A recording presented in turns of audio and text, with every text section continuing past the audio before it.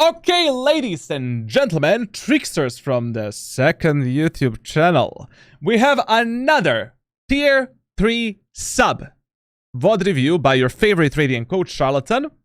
And today, at our coaching table, we have a Platinum 3 Raze playing on Split. Split is currently my favorite map and the only map that I actually like, to be honest. I mean, Split, Bind, I would like Icebox to come back. Ascent is boring as fuck and it's terrible. Like, Pearl and Fracture, like, I would prefer them more than Sunset and Breeze, but whatever. Now, let's teach you how to have the high win rate on Split, as I do, because it's literally the best map to be played and the easiest one to be understood. And let's see what this Raze can actually do to play better. Newish to Raze, looking for tech to implement into my games. Got it. Unsure if my game sense and plays are good. How to differently play rounds. Got it. What to do when I come a plan and players don't listen. I mean, if you call out some kind of a plan, like you always kind of pre-assume that your teammates are not gonna follow that plan. Like basically, if your teammates are not following the plan that you commed, you just adapt to them. That's why, like, whenever I come some kind of a plan or tell my teammates to do some specific thing, I never really expect my teammates to do it. And my full focus is on the minimap, observing what my teammates are doing, and essentially, like, trying to see, like, whether or not my teammates actually have the brain and mental capacity to go through that plan, or I need to adapt to something else. But basically, in Valorant solo queue, the more simple you play the game, the more you simplify your gameplay, the more success you're gonna find. You cannot really come up with some kind of a high technology plan, you know, high levels plan. Like, it is better to be like, you know, guys, let's push B, guys, let's split A, guys, let's push, you know, mid, etc, etc. Let's abuse this, let's abuse that. Like, your communication should always be the basic level communication, where you give the information what you see, what you're doing, and what your team is. Yo! Salty Crizzle, thank you for the Prime Gaming sub and thank you for skimming job business. And what you want your teammates to do. But whenever you give some kind of a comp to your teammates, what you want them to do, you should always expect also, as, you know, that your teammates might not follow the plan. Like, that's why map awareness in Valorant, especially for playing in European lobbies, where communication is zero, is extremely important. Like, if you don't have a good map awareness, you're basically fucked in low elo lobbies and in European lobbies especially. Now, when it comes to your tracker, I see that in episode 6 act 3 you reached your peak, which is Diamond 3. Currently he's Platinum 3 hardstack for the last 2 acts. Actually, he's like right now, you know, he reached Diamond 1 this act, but this one was taken when he was Platinum 3. I mean, we can count that he's Diamond 1. Let's say he's Diamond 1, like that was his peak this act. So, Diamond Uno.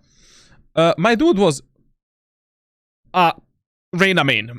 I respect it, but I firmly believe, like, I actually fucking hate when the Valorant coaches recommend low elo players to use Reyna to climb out of these low elo ranks. Bro, maybe Reyna is gonna be beneficial to a certain point, but with Reyna, you won't develop a single shit within your gameplay. Like, Reyna teaches you nothing about this game except how to aim.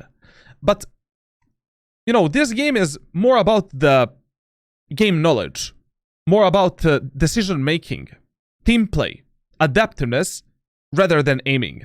Like, my aim is crap and I'm still, like, fighting top 500, top 500 players, like, staying at 500, 600 rank rating almost every single act. Like, and my aim is, like, you know, pupu kaka.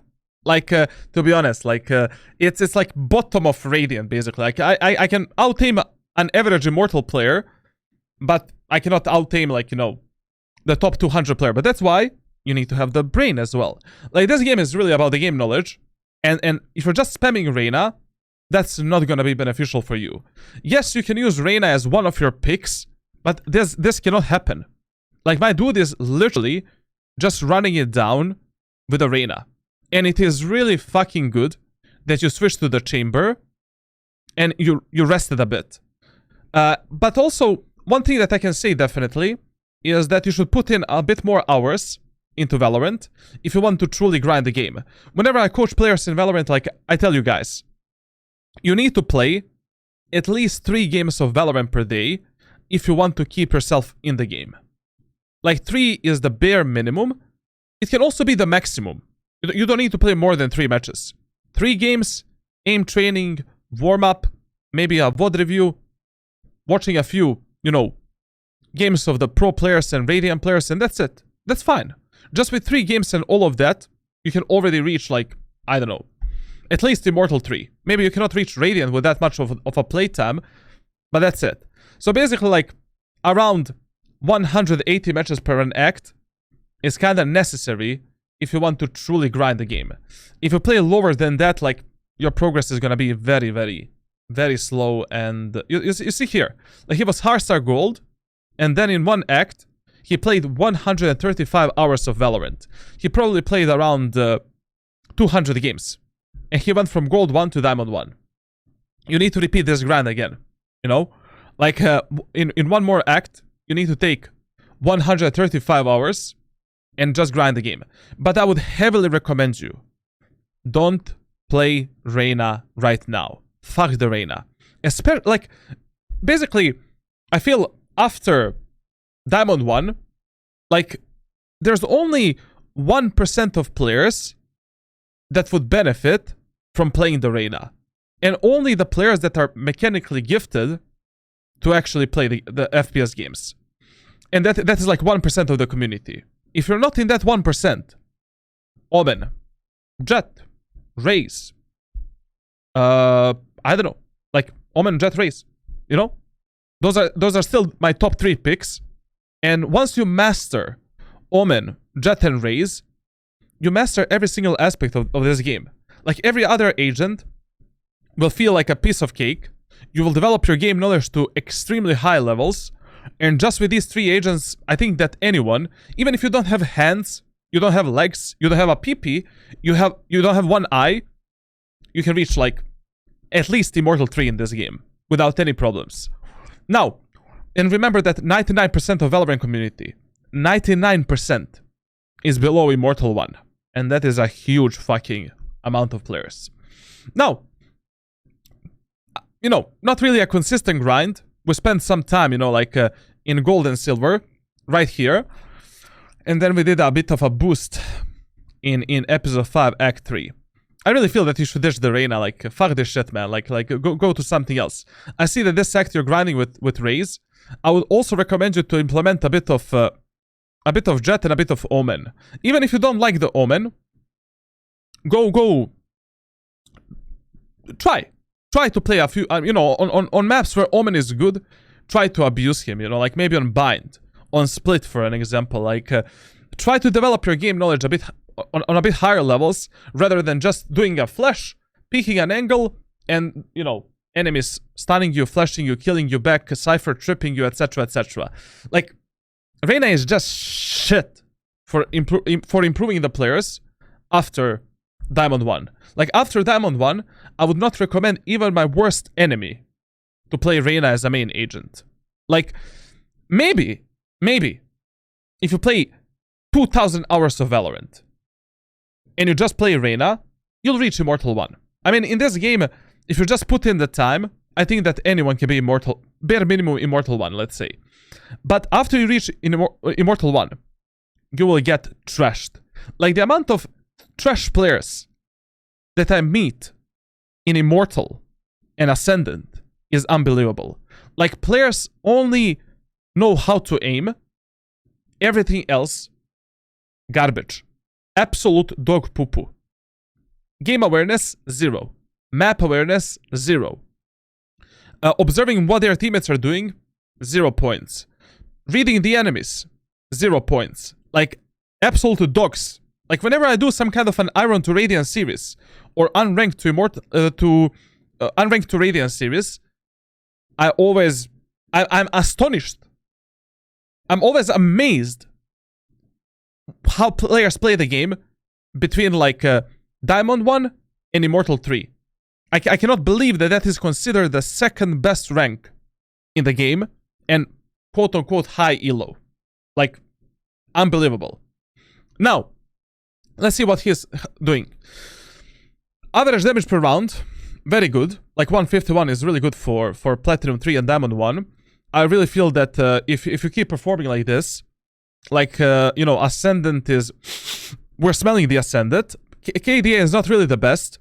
To be honest, like, in these lobbies, like, you need to have at least, like, 1.1 or 1.2 KD to consistently carry these matches. Like, majority of times when I see this type of KD, it's primarily the problem of discipline, utility usage, entry pathings, and angles that players are holding. Like, there is no way that in Diamond and Ascendant Elo, you cannot have at least 1.2 or 1.1 KD on duelists such as Raze, Reyna, or Jett. Like, it's... Like, you're just undisciplined. Or you just have no idea how to... which angles to hold, or how to play specific maps. Headshot ratio is fine. I mean, like, 35% with Vandal, 37% with Phantom. It's okie dokie, you know? Ooh, brother, mother, father. I don't know how you're doing this. My dude is actually playing Raze on Breeze. And Reyna. Actually, he's playing Reyna. Yeah, like, on Breeze, I would definitely recommend you to stick with the Reyna. If you already enjoy playing Reyna, on Breeze, you should play, like, Reyna or Jett. Like, Raze on Breeze is really hard to pull off. Her utility is not that valuable as on other maps. So I heavily recommend you, like, stick with Reyna on Breeze. Or maybe try Jett, like, since you're also maining the Raze. On Ascent, you can stick with the Raze, like, it's working for you, so why change it? On Haven, you can stick with the Raze, like, you know, your performance is really good, your KD is really good. Probably, you know, he had a bit of dumb teammates. Sunset, Raze is fine. Lotus, one of the best maps for the Raze. Split, the best... I mean, Raze, Jett, and Omen are the best 3 agents on Split. Like, I really have no idea how you have, like, 30% win rate on Split. Like, Split is the easiest map to be played in Valorant. Like, literally, that is the map where everyone can have, like, 60% win rate. You abuse the close range weapons, you abuse the operator, abuse the tower positions, prioritize the team play, prioritize the refresh potential, and just implement a specific mindset in post plants and retakes, and that's it. Like, it's the most basic map with the best angles to be played in Valorant. And Bind, my dude, is on the grind. On Bind also, like, Bind is a amazing map for Raze. Unfortunately, you know, today I'm not gonna review your Bind, but we'll see what you're doing on Split, so we'll see how we can help you there. Overall, not bad. With Phantom, you're a bit better than with a Vandal.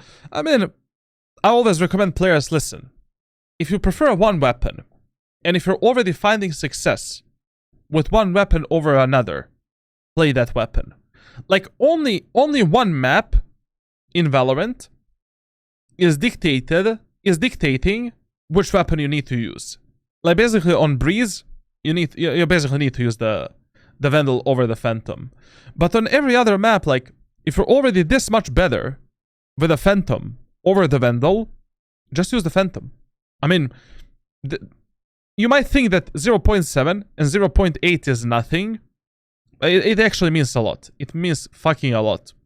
Judge is there, Ghost is there, Classic, Sheriff, Bulldog. I would still recommend you to carry Shorty as a primary secondary weapon. It is still the best weapon to trade yourself in situations where otherwise you cannot trade yourself. Stinger should go a bit higher. Oh, this is fine, you know. Ooh, semi-rounds and eco rounds, 0 points. Shorty Bucky, man. Shorty Bucky, easy kills. Easy kills, baby. I'm telling you guys, like, in lobbies below Immortal 3, the more you simplify your gameplay, the more success you're gonna find. The more you rely on just trading yourself for some easy kills with utility, with the shotguns, with a classic pistol, like, you need to learn how to trade yourself in eco and semi-buys. Like, how to open up the space for your teammates, how to give your teammates higher chances of winning the round, so they can actually secure that round. Like, you cannot have in eco rounds and halberd rounds, you know, 0.77 KD. It's impossible if you want to be a valuable asset to your team. Overall, okay, not bad. Not bad. We'll see what he's doing. Okay, Splitteroni. Let's go. Let's go. Okay, let's teach you how to play split. I didn't do a split VOD review. I don't remember when was the last time I did a split VOD review. Did I ever do a split VOD review on my streams? I don't remember. I didn't, right? Yeah, I didn't do the split VOD review. I think this is the first one. Okay. Good. Let's get it. Let's get it. Another kingdom infestation. Fine. Another kingdom infestation. 30 seconds left. Okay. Let's go. We're starting on the attack, right? Attack, good. Listen. Split attacker side. So, on split, first round strategy, attacker side. So, if enemies don't have the Sage in their team composition throughout the whole game on split, or at least in the first 3 to 5 rounds, you should try to abuse the enemies in this area of the map right here. Even by just taking the mid control, vents control, and B tower control, and resetting yourself, you apply enormous amount of mental pressure onto the enemies. So if enemies don't have the Sage in their team, the absolutely best idea for the first round is to do a split on the B side and see how that is gonna go. Basically, one player is lurking through the B main area of the map, 4 players are going onto the B tower, Spike is going here, just a second, Spike is going here, you are going there as well. Classic, light shield, 2 satchels, and your job is basically to take the tower control with your teammates. You can maybe throw a nade, you know, into the vents to deny the peek of the enemies there. You can maybe throw the nade into the CT like this to deny enemy space there. And your job is essentially to take the space on the tower and try as soon as possible to get the backside control and control of this area of the map with one of your teammates that is lurking through the B main area of the map.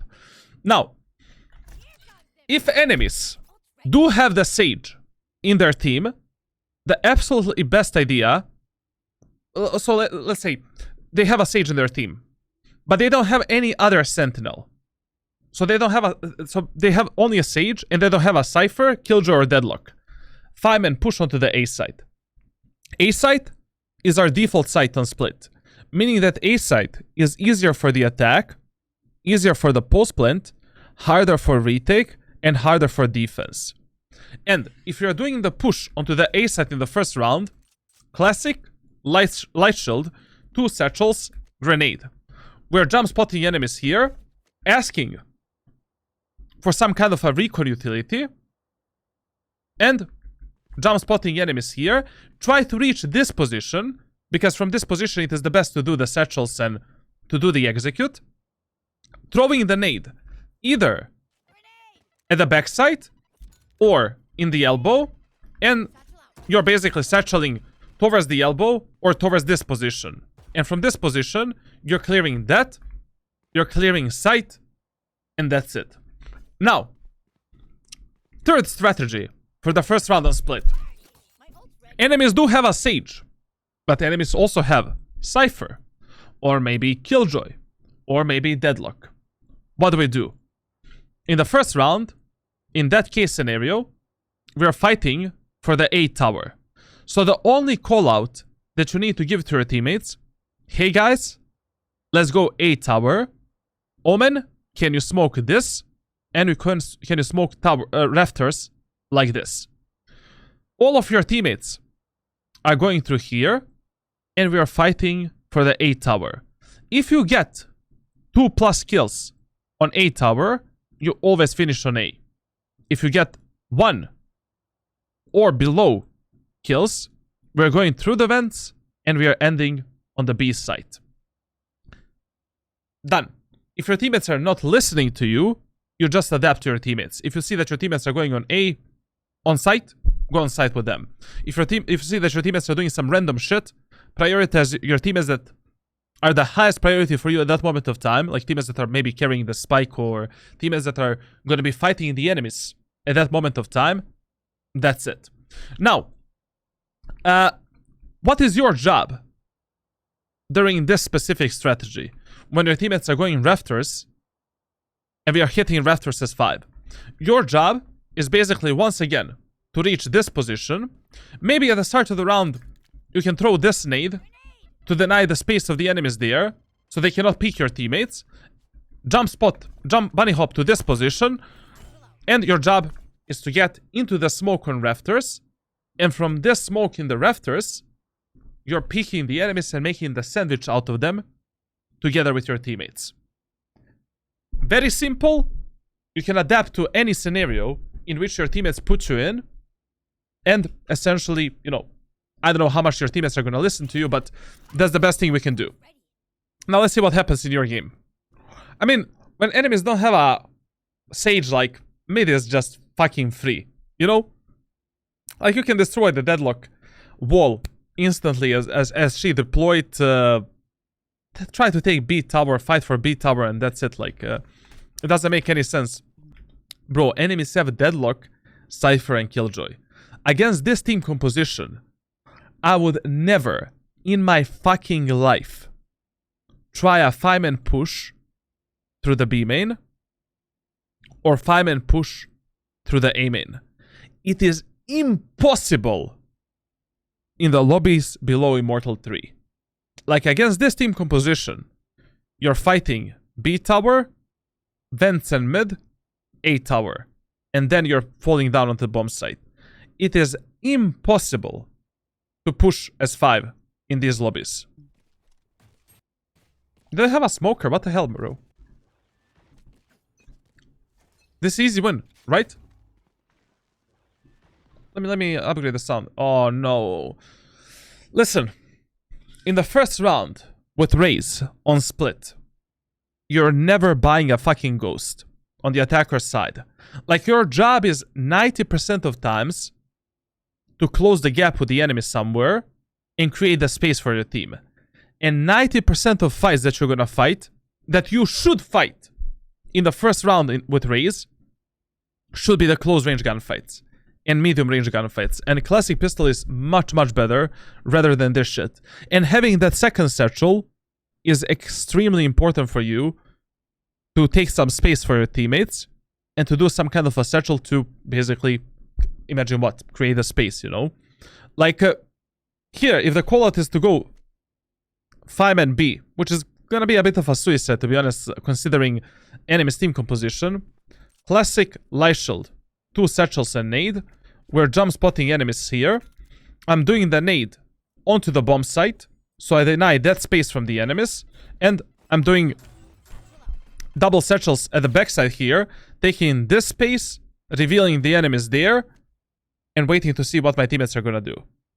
Trying to break the deadlock trips, Cypher trips, Killjoy utility in the process, and praying to God that my teammates are gonna successfully push this.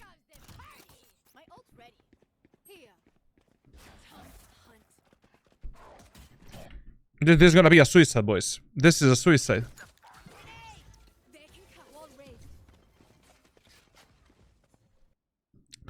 Can we take a moment, one moment of silence to appreciate our Sage wall? This is some new technology, man. Like, new tech.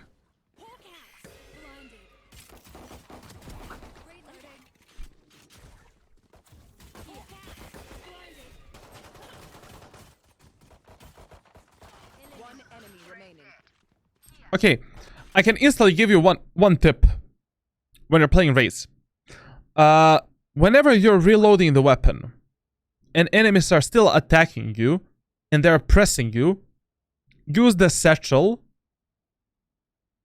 to basically push the enemies backwards. Like in this example here, when this deadlock was pressing me, and you went before you went for a reload. I don't know why did you even reload. To be honest, you have 9 bullets. Like this type of these are the worst habits you can have in any FPS game. Like you should feel confident taking a fight even with 6 or 7 bullets. You know, especially when you have a pistol. Like 9 bullets with a ghost is enough for you to kill 3 enemies. Essentially, like what is this? You know, this habit. Take it, throw it in that trash can, remove it. Done. Like this is the first bad habit that you can work on. Like what the fuck is this shit? Like here, deadlock is in your face. Do the satchel to throw her off. To throw off her aim as well. Pick her with a sky flash. Kill her. End of the story. What is this reload?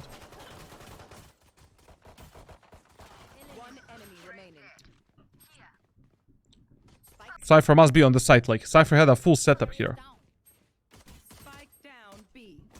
Good satchel. Very good, very good, very good. Good job. Muy bien, muy bien. Did enemies just tag the B site? Am I tripping? They played 4 players B. What the hell, man? Yeah, it's In this second round, to be honest, the best idea is to do a 5-man push on A. Like, regardless of the enemy's team composition, when the enemies are equal or half by, like, I will do everything in my capabilities to avoid these claustrophobic areas of the maps where enemies can put their shotguns up my anal cavity. And the best idea on split, like when the enemies are equal or half by, is to just try to do a 5-man push on A. And that's it. You know, using a boombot to clear these close angles right here, using the nade to basically clear the backside or to clear or to pressure the enemies in elbow, double satcheling into the site or into this position or into the elbow, and that's it. Like that's the easiest way to win this round. When you are equal and half by, primary thing that you should try to prioritize is obviously abusing the enemies on mid. Like in mid, it is so easy, especially with Raze. You pick a shorty or bucky, 2 satchels. You're probably gonna get a kill in the vents or get a kill onto the tower. What rank is this guy's diamond? a little bit. What's the best to pick up to rank up? Killjoy, Raze, or Phoenix? Raze number 1, Phoenix number 2, Killjoy number 3. Like, essentially, now with the jet nerves, only 2 S agents for me. S tier agents. I'm sorry, guys. I need to take something to drink. Only 2 S tier agents are Omen and Raze. Like, mastering Omen and Raze will teach you so many things about the game. And the A+ tier is like Jet, and then comes everything else. You know, Phoenix is also like, you know, there at the top of A+ tier. I feel that Phoenix is very beneficial to be learned for low elo players. You know, players below like Diamond Ascendant. And essentially, like, I truly feel that Phoenix can be beneficial for a lot of players. He's not bad. I think Phoenix is actually a great agent. You know? Can you rank up with Viper to Immortal? You can rank up with Deadlock to Immortal. You know, Agent really doesn't matter that much. Agent is just impacting in how many scenarios you're gonna get in, how long your grind is gonna take, and how much you're gonna develop yourself as a player during that grind. Like, I don't recommend specific agents to players because you will reach some kind of a rank faster. I recommend specific agents to players because specific agents will teach you specific things. Like sometimes what I also do, like an example that I had in my 1-month coaching program. Like I was coaching one player for 1 month. I mean, we started the coaching and he was the Omen main. But he was absolute pussy, you know? He never went for a single aggressive play. He was absolutely scared. Even though he knew the plays, and he did them from time to time, he just didn't, you know, his mechanical skill was lacking, lagging a lot. During that 1 month, I put that guy on Jet for the whole month. He just played Jet, spammed Jet 24/7 on his alt account. And when he got back on his main account, his overall headshot ratio, ADR, everything went by 20%. Like, essentially, different agents just put you in different scenarios. And, you know, Omen, Jet, and Raze are kinda universal shits like that put you in 95% of scenarios that you're gonna play in Valorant. The only things you don't have is, like, post-plant lineups, but that's for pussies, you know? It's I walk up mid then. Now, in the second round, if you win the first round with Raze on split, I can easily recommend you, you know, Stinger, Shorty, Heavy Shield utility, Spectre, Heavy Shield, and utility. You can even go with a Judge, to be honest, but it's a bit riskier pick, to be fair. the Neon pushed down mid last round. Yeah, watch out. Ooh. Very bad Boombot. We don't need this Boombot. We have 4 teammates with ourselves. Enemies are eco and halby. Let's not waste our utility like this. When you're playing Raze, look at the Raze utility as a pressure making tool, a recon tool, and tool to take easier gunfights. Like, don't waste your utility left and right. Like, every piece of your utility should be meaningful and used to fight the enemies in some kind of a way. Like, your utility is not the, you know, basically there because of the damage. Like, you need this utility to create a space for your team. Like, for example, when you're pushing mid, it is really good. Like, let's say I'm pushing mid right now, and I bought all of this. We're pushing mid. Neon stunned me. No problem. All good. I can just chill here. I have 3 teammates with myself here. I'm good. You know. Plus, you don't hear the Neon pushing right now. We can jump spot the enemies here. Push all the way here. We can send the Boombot towards the vents. We can jump spot the enemies on tower. Do the satchel to clear that angle. Clear this. Clear that position, that position, that position. Do the nade in the CT. Try to take the site.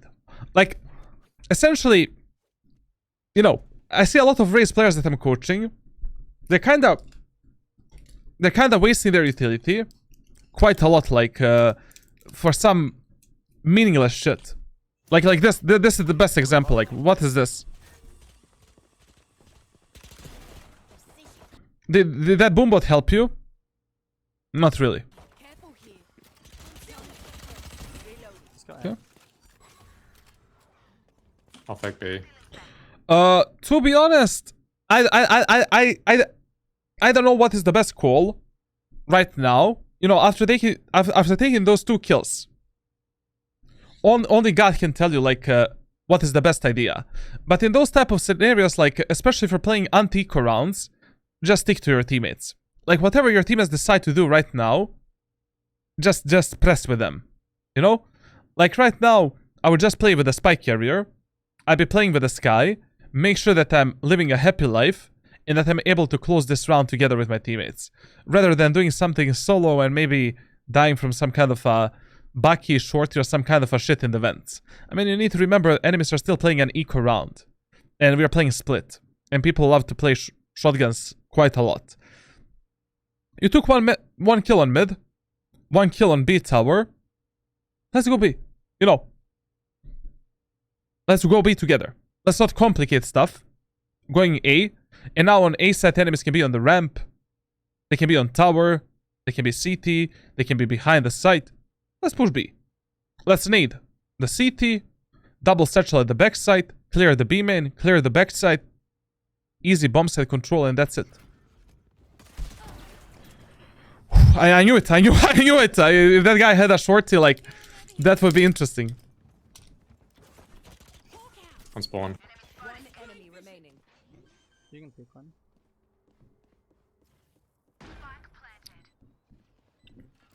Not okay. Okay.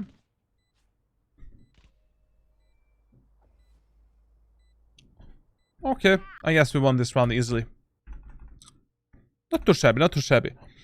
Generally speaking, like, if enemies don't have the Sage in their team composition, mid is free for you. I mean, these guys don't have a smoker. They don't have a controller. They don't have a sage. Press mid, like, take the B tower control every round, and then from B tower decide what to do next. I'd tell me that. Neon's gonna push mid again, probably. Alright. Scouting window. Deadlock's pushing. Okay. For example, this nade here that he did right now was absolutely fine. You know? Like, to create a space for her Reyna. Reyna was rushing like a fucking maniac. And this nade was muy bien utility usage. But I really hope that map awareness is not 0%. Because, Deadlock's pushing. you see here. Like, they saw on the minimap that the Neon went all the way to the left side. If I saw the Neon going there to the left, beside this nade, I would also be doing a boombot to the left side and going through her wall right here and killing the Neon there. Taking her Vandal and then pushing onto the tower because the rest of the team is going tower. Clearing this, clearing this, clearing this position, jump spotting enemies on tower, clearing this. Maybe we can do a Ferrari swing here. And I'm out on the site. Oh, I think they completely missed that Neon. Essentially, like, you know, when you're playing a game of Valorant, 50% of times your eyes are on the crosshair, 50% of times up there. Up, down, up, down, up, down, up, down. Like, whenever something happens, like, if you're not fighting the enemies, if your vision is obstructed by some shit, whether it is smoke, wall or something. Up, you know? Minimap. I mean, both Neon and him, like, they're kind of clueless.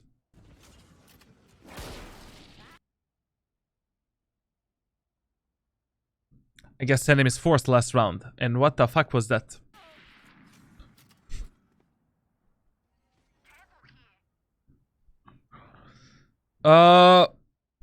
As I said, when your teammates are not listening to your calls, or you don't have any calls at all, always prioritize playing with your teammates that are most aggressive, number one, playing with your teammates that are doing something useful for you at that moment of time, or playing with a spike carrier.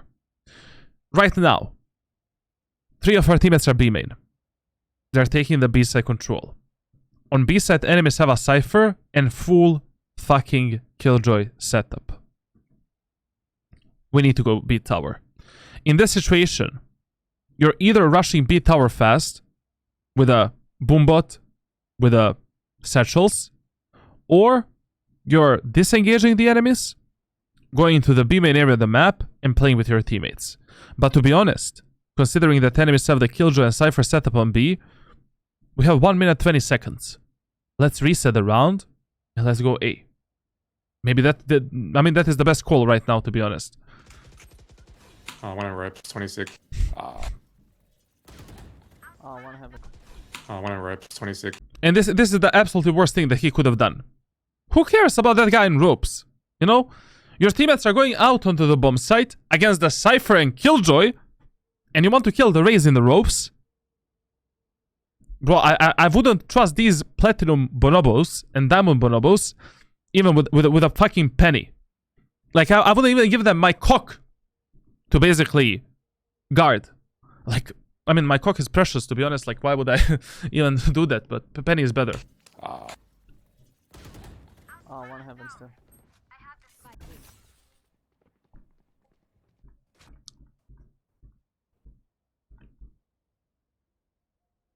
In this round, 2 primary mistakes that you made is like map awareness is 0%, and you need to prioritize. You need to learn how to prioritize your teammates a bit better. And generally speaking, in all of the lobbies below Immortal 1, if you see that a certain sentinel, such as Killjoy or Cypher, is playing on some kind of a bomb site, try to avoid that site as much as possible. 99% of times it would be better for you to push the opposite part of the map, to regroup somewhere else, rather than pushing through that choke point.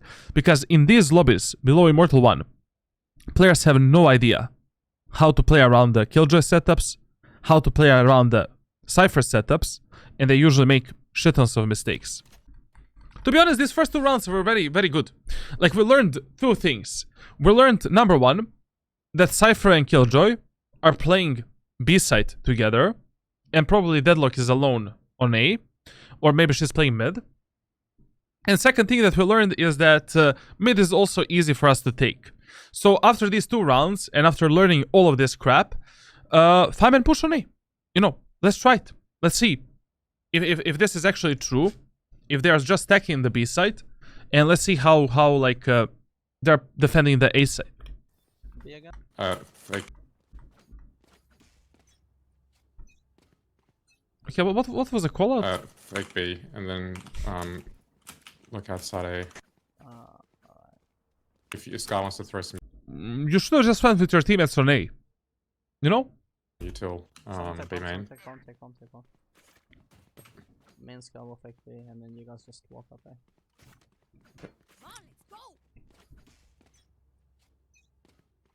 Just give me a sec.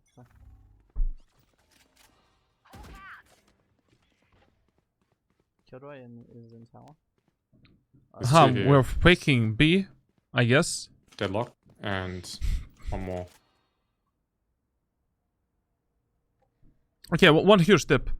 Like, I can already see a few problems here.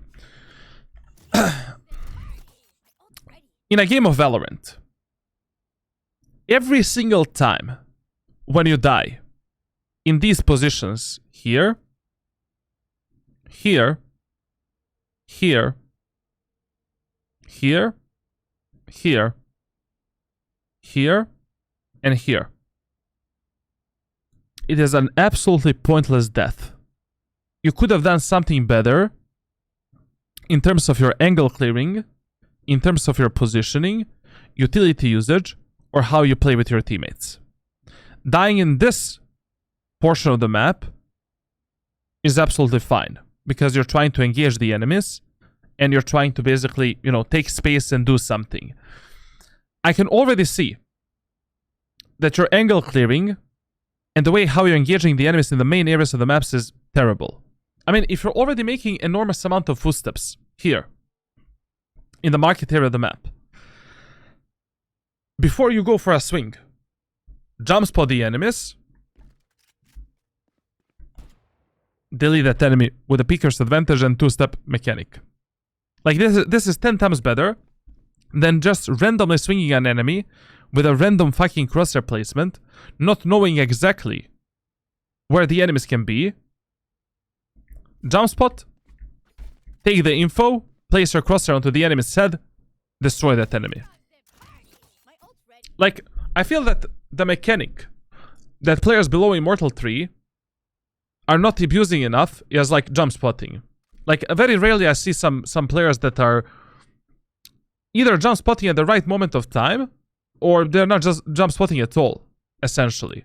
Like, you need to be more focused on jump spotting, and essentially, like, that mechanic should be something that, you know, something that you're doing 24/7, basically, when the, you know, sound doesn't matter for you. Have dog. Can you dog mail? With Deadlock here. Dog mail. As I said at the start of this VOD review, the more you simplify your gameplay, it's better for you. Like, we have an extremely good read based on the first 3 rounds. Like, the first 3 rounds in Valorant, the first 4 rounds in Valorant, we call the learning rounds. In the first 4 rounds, you're just observing what type of setup enemies are abusing and playstyle on both attackers and defenders side, how they love to position themselves, and what is the easiest condition for us to win that specific match. If you see in the first 3 rounds that Cypher and Killjoy are playing mid and B, and Deadlock is the only sentinel on the A side, fight for the A tower, fight for the A side, there is absolutely no way in this lifetime that Raze, Neon, and Deadlock can successfully defend the A side, especially without the controller agent. Especially now after this kill. Rush A. Fuck the mid. Why are we risking dying in this area of the map? There's two here. There's a deadlock and a Raze. Here, I really don't like how you engage this area of the map. Like, first of all, whenever you're crossing this area of the map, you need to check like this cubby position there. You never know whether or not some enemy is playing with a bucky, with a shotgun, with a shorty, and he is going to stick that shotgun in your ass, clear that angle, and then move forward with your life. Two here. There's a deadlock and a Raze.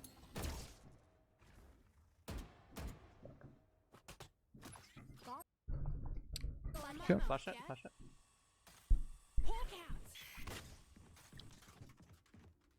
Oh, Cypher's on site. Still a deadlock here. One coming ropes. No, back heaven coming to you right now. Let's go ahead. Deadlock and thing should be on too.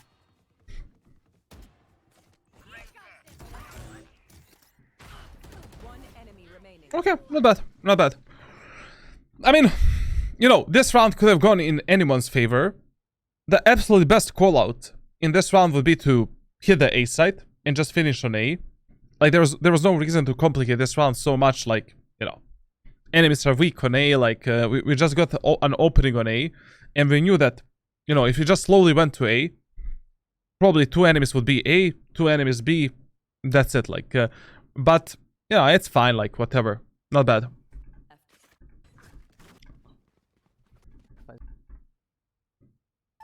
And the utility usage was also, you know, fine, optimal.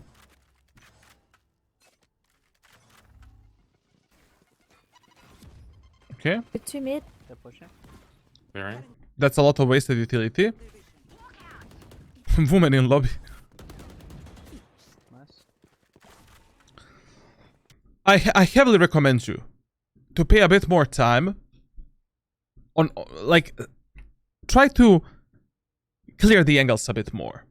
When you end up in this position, you need to realize when you're going in first, you're ending up in a huge crossfire. Enemies can play that off angle there. Enemies can play here, there, there, there, and here.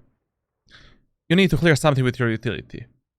We need to send our boombot in vents, or maybe in the mail, clear this position, maybe send a nade there. Like, you need to use some piece of your utility to cross this area of the map, reveal the enemies, so that you're able to fight the enemies together with your teammates. Like, maybe we can just do, you know, clear this angle, send the boombot, do the satchel, reveal the enemies, and now you peek the enemies from this position. Your teammates peek the enemies from this position, we make the double peek. And we make the sandwich out of the enemies. Now, we clear that angle, jump spot the enemies, do the nade for the CT in this position, move forward. Close. Nice, good trade. One reps, one reps. This is exactly what I was speaking about. Like, this Astra smoke was very, very slow. Like, she didn't smoke in properly. And he ended up in this crossfire setup. Like, deadlock is here, Close. and there is one more enemy in the vents. I mean, this is Astra mistake. But you need to compensate these mistakes with your utility usage, and you need to pre-assume that your teammates are mentally ill, and that your teammates won't do the utility at the right moment of time. You simply cannot end up in this crossfire like without some kind of a cover for yourself, basically. Nice, good trade. One reps, one reps. Boomba. Okay. We know that Cypher loves to play on the B side, so Cypher is probably either in the CT or backside. Cypher set up on B. In this specific scenario right here, whenever one enemy... So, this is the scenario. Enemy Killjoy is here. Cypher is somewhere at the back of the site. I don't know where is the Cypher. One of your teammates is here. Two of your teammates with a spike are here. If one enemy is isolated like this, try to fall onto that enemy as soon as possible. Like in Valorant, whenever one enemy is isolated from the rest of the enemies, you always want to group together, destroy the shit out of that enemy, and then, you know, fall onto the second enemy. Like you never want to split up and try to hunt the kills and give the enemies 1 versus 1 or 1 versus X gunfights. Don't be fucking greedy. Greed is bad. You know, greed is good, like, that's a cheat code in Warcraft 3, but in this game, the more greedy you are for the kills, the less success you're gonna find in ranked solo queue.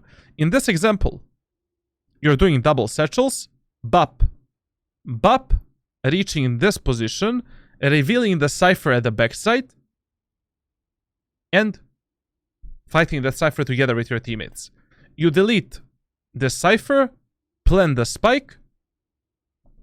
Who cares about the Killjoy? Nobody. She has a Stinger, Spectre, I don't know, some shit weapon. Pillar. Backside, backside. Okay.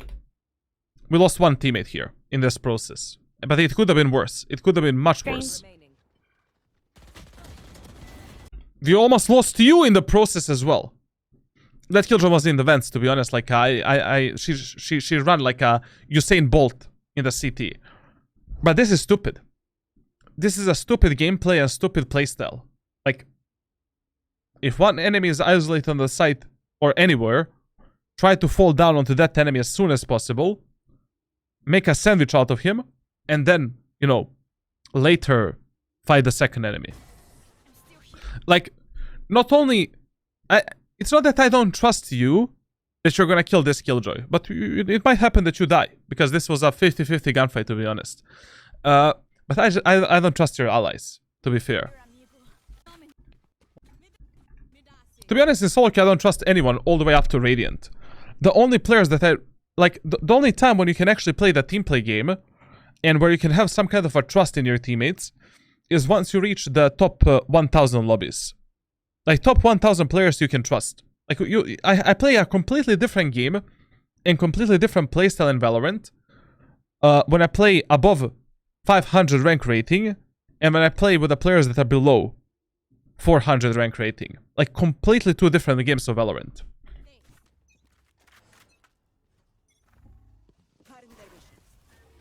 I mean, if the enemies are just repeating this shit over and over again, generally speaking, when you're taking mid control, especially if you're taking mid control with a Raze, go through the sewers.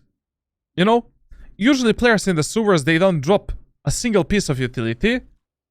From the sewers, you can easily nade the enemies if they are playing some kind of a position on mid, and take this space for your teammates. Like if the Sage is on the wall, or I don't know, like Chamber or Jet is in the middle of nowhere with Operator, you can quite easily clear all of these angles one by one, one by one, one by one.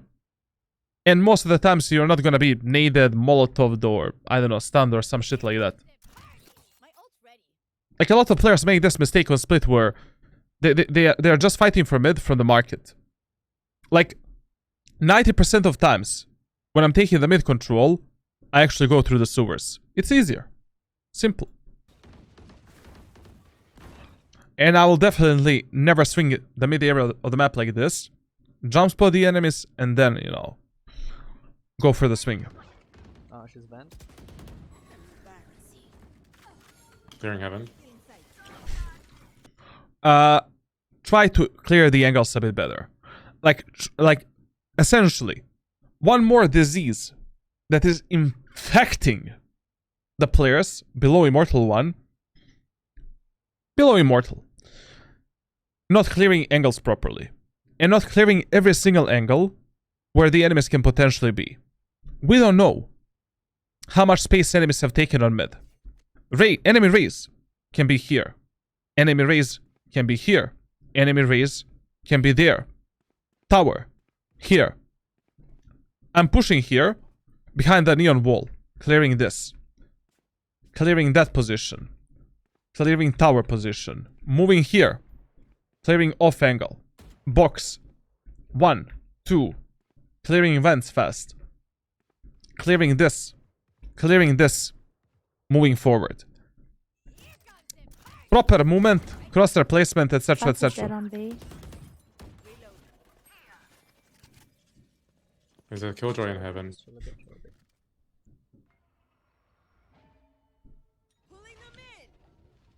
She sees all her you kill. Enemy remaining. Okay, Last is heaven. Let's go. It could be. okay. Good round, I guess. As you can see, like, I mean, all of these mistakes that you're making right now, they're maybe not costing you your life in this specific match, but I can definitely see how all of these mistakes can cost you enormous amount of deaths and enormous amount of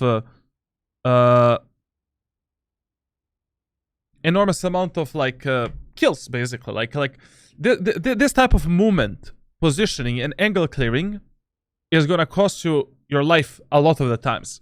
Also, like, when I'm coaching players in Valorant, one of the first things that I explain to the players is 4 rules of clearing main areas of the map. So what are the main areas of the map? Like, you know, this position here. You know, when you're pushing into the beam in, main area. This angle here. This angle here. Mid area of the map. Main areas of the map. Like, number 1 rule is we either, like, basically, we want to jump spot the enemies. We want to use some kind of a utility to engage enemies. We want to peek behind after our teammates go for the swing. We want to clear every angle one by one with proper movement, crosshair placement, and positioning. Like, essentially, how you clear the main areas of the map will affect your gameplay a lot, and how much you actually stay alive to close out the rounds, create the space for your team, and how much you're going to be useful during your games in Valorant. Like, essentially, if you're not following these rules and you're just swinging everything like a maniac, like, for example, in B main area of the map, you cannot do this thing ever. Like, this is the worst thing you can do. Why? Because enemies can be on this off angle. Enemies can be here. Enemies can be there. Here. Here. There. There. There. There. 7 angles. 8 angles. You're not a fucking tens. You're not Scream. You're not gonna, you know, do this and then pop. 1 tap instantly. Like, if you're mechanically good as tens or Scream or, I don't know, Yay, we can do this. Sure, go for this type of a swing. But 99.9% of players cannot do that. You need to implement the proper ways of clearing the main areas of the map. Okay. Hey man, I have collected a few mice. Do you think switching every few games hurts performance? If you're used to them, nope. I can easily switch between like 3 or 4 mice, you know, on a daily basis. For example, my 2 top picks are Razer Viper V2 Pro and G Pro X Superlight. I can switch between them like based on rounds, basically. It doesn't hurt your performance. It's okay if you're used to them. Come on mid, come on mid.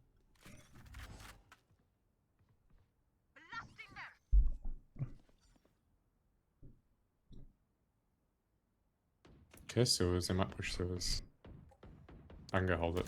I just realized like the Reyna's name is Tommy Salami 69. Oh, 1 reps.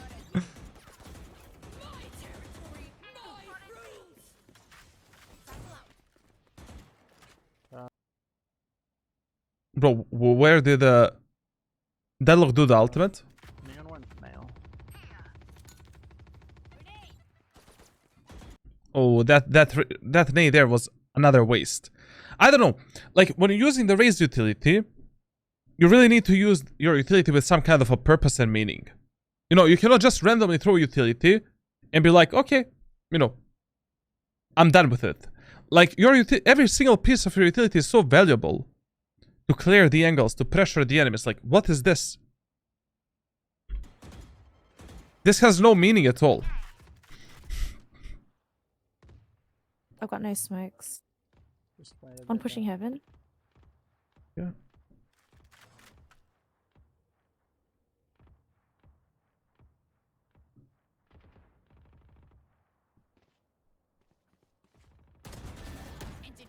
Yeah. This is very good. This is very good. Oh. It's okay. It's okay. It's okay. This was fine. This was fine. Like he tried to take a bit of space for his team. Maybe this was a bit unnecessary. You know, to be honest, like we just got a kill. We have 45 seconds to plant the spike. We don't need to rush things that much. But it was okay. The only additional thing that I would recommend you here is whenever you're pulling a rotation towards the A site. So whenever you're rotating from mid or B towards the A, and you end up in this position, always make sure to clear this angle and to clear the CT a bit. Like, a lot of the times, like what I love to do when I lurk behind the enemies on A, I take this type of an off angle and wait for the enemies to cross me and just kill them from behind. Like, don't risk that type of shit, you know. Clear this spot, and now move into the A. So it's fine what he did, like, all good. Oh, heaven. Heaven. Yes. Oh, two.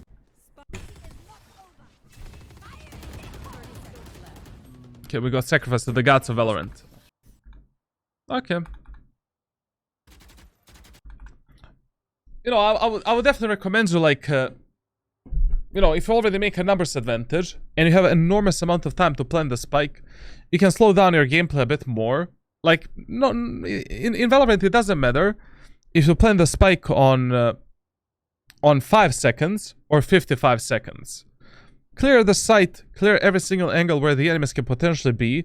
Make sure that you're not gonna die from some kind of a stupid utility.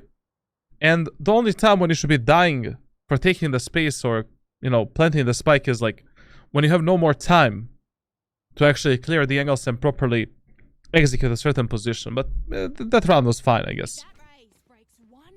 It's a bit of shame. It's a bit of shame here, like that they're not abusing the A site. You know, like Cypher and Killjoy are B and mid. Neon is mid as well. Like, only Raze and Deadlock are playing A. What the fuck are they gonna do on A side? Hey Charlatan, I watched your Omen to Immortal series and I'm trying to implement your tips into bronze silver lobbies, but I cannot seem to execute good plays. Do you have any tips that could help me? Nothing until I watch your games. Like, when you're trying to implement these plays, and when you're trying to implement, like, these executes, like, timing is crucial. You need to understand, like, you know, when I explain these plays, I don't really explain very good, like, why did I pick a certain timing. Like, a lot of my plays are based on what happened in the previous rounds. And based on how much I read the game. Let's go through B, man. Clear the Cypher one way. Heaven. This is absolutely stupid. Guys, apply this in your gameplay. You will die 50% of times less. Okay. Cypher camera is up there. One shot jump spotting mid. Oh, they changed the setup. No, they didn't. One behind stage.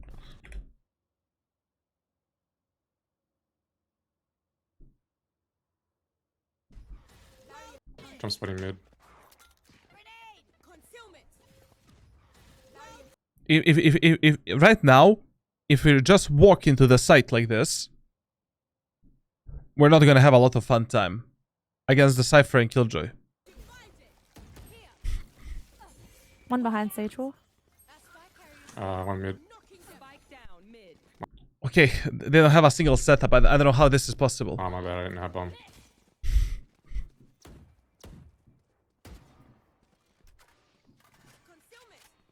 Sky. 120, pillar.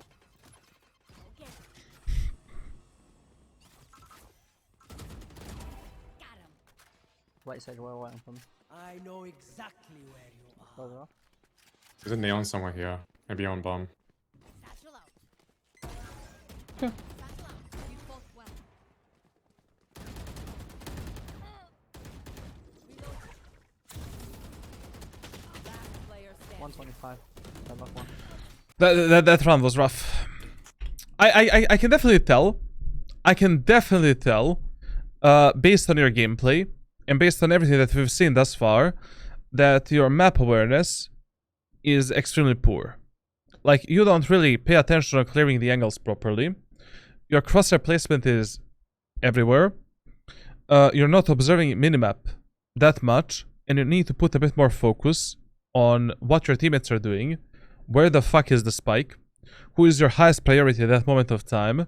And also reading the enemies a bit more. There is training for everything in Valorant. You can train map awareness. You can train communication. You can train even mentality, like crosshair placement, mechanical skill, utility usage. Unfortunately, like, you know, these type of things I cannot share on stream and through the live VOD reviews, but I am going to share with you privately one of my private training routines for this, and we'll see, you know, how much you're going to improve based on this routine. We'll see. They just try pick it. Alright.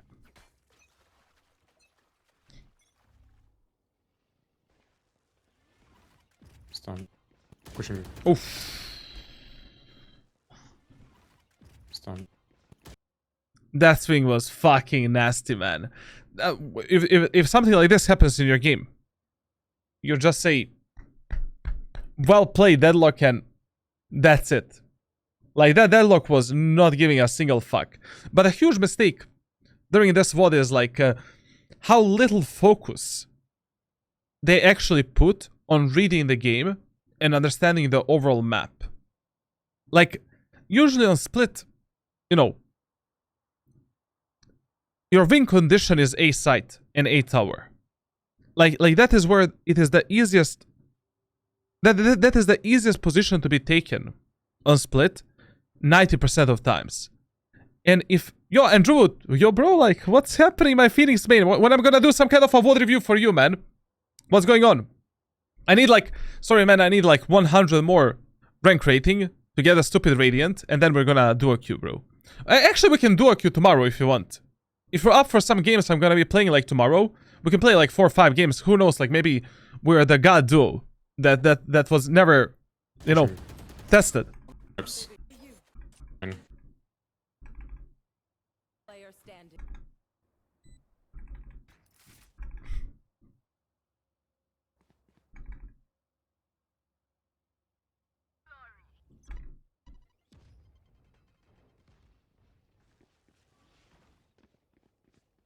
Running that mid. This is actually really good.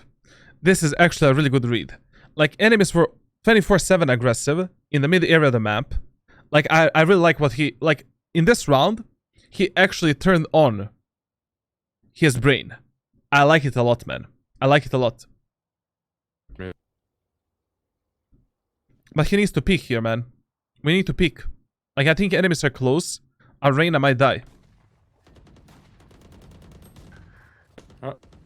Raze. Okay, good. Good boombot to clear the back there. Good job, good job, good job. Okay, listen, guys, please. If the Deadlock is deploying... If the Deadlock is deploying this stupid wall, try to destroy the middle shit before the wall deploys. Like, basically right now, when the Deadlock deploy the wall, you want to start shooting at this middle orb before it actually fully deploys, because it has less health points than what's happening right now.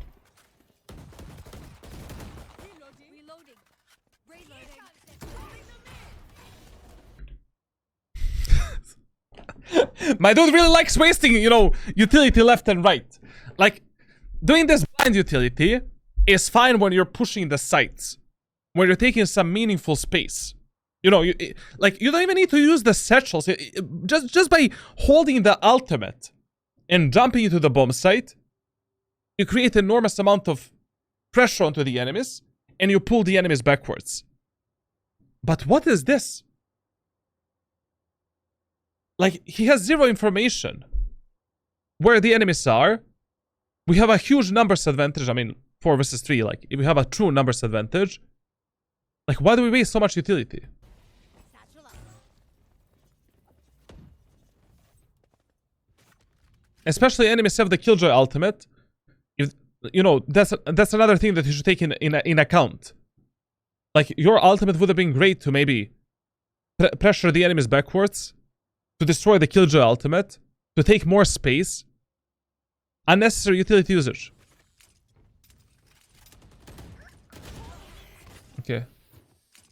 Okay, one extra tip. Listen. Whenever you're pushing, any area of the map in Valorant where you have the long and short position. So basically, let's say that on B site, this is B long, this is B short. On A site, this is A short, and this is A long. Whenever you're pushing only through the short area of the map, your primary focus should always be clearing the long position. Whenever I'm pushing from the tower onto the B site, and I have nobody in this area of the map here, my primary focus and only focus is clearing the backside and clearing the main area of the map as soon as possible. If I'm going through the vents onto the tower, I will clear this position as soon as possible, but then my instant focus is gonna be clearing the ramp, main, and then going to the site. Because trust me, your teammates, especially in the lobbies below Immortal 1, will never, ever, even consider this as a threat to them.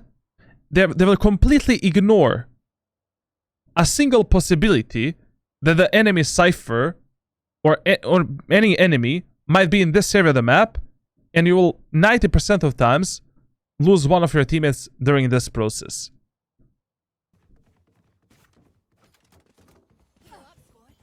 Killjoy's on B.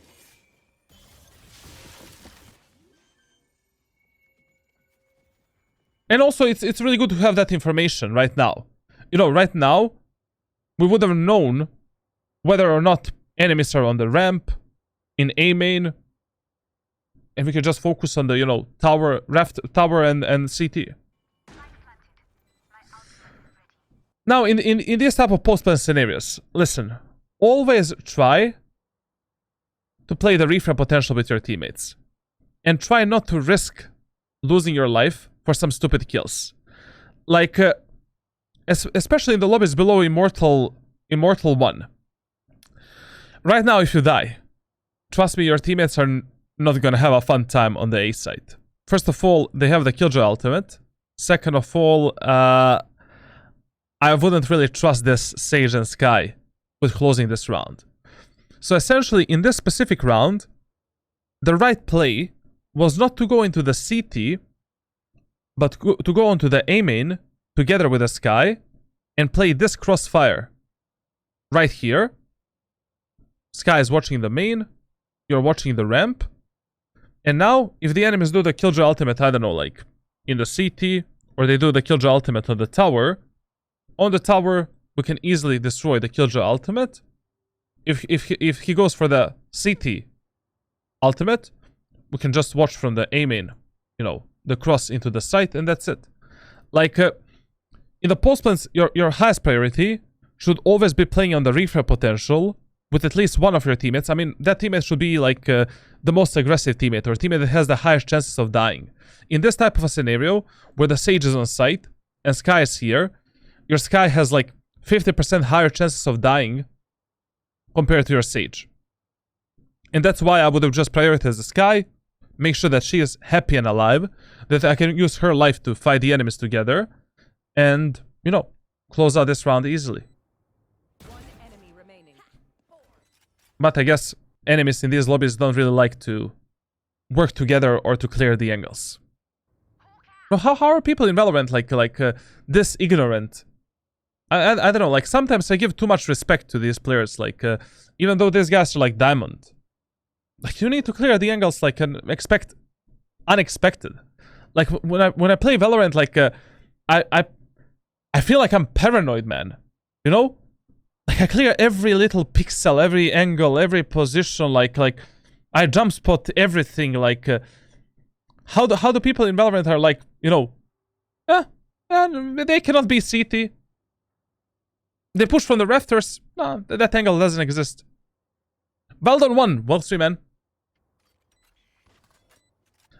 I never really had an idea what to send or what the process is. There's no process for you. I'm gonna do a free VOD review for you. I promise you. I just forgot to message you back, man. But we're gonna play some games together, man. Like, we'll see. Just YOLO. Just YOLO, true, man. But the problem is, Andrew, like, you know, I really feel that you can reach Immortal 1 just full YOLO mode. Like, just, you know, you only live once, like, play Reyna, play Raze, like, just by not giving a shit. But a lot of players that get to Immortal 1 with just aim and with 0% of brain capacity, like they get hard stuck in Immortal for a huge, like a lot of years, a lot of months and years, bro. Like I don't know. I've seen a lot of case scenarios where in my coaching sessions I had like some very good aimers, and even after my coaching, like they don't want to really, I don't know, like they're kind of ignorant, like they don't want to work on themselves as a players, like and fix their habits. Like I don't know. I really feel that hits deep. I forgot, man. I thought that you got Radiant once, man. I thought that you got Radiant once, bro. Ooh, that was a nice shot, man.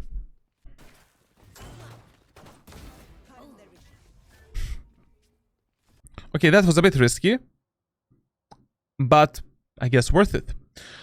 Listen, I heavily recommend you in these lobbies where you're playing right now.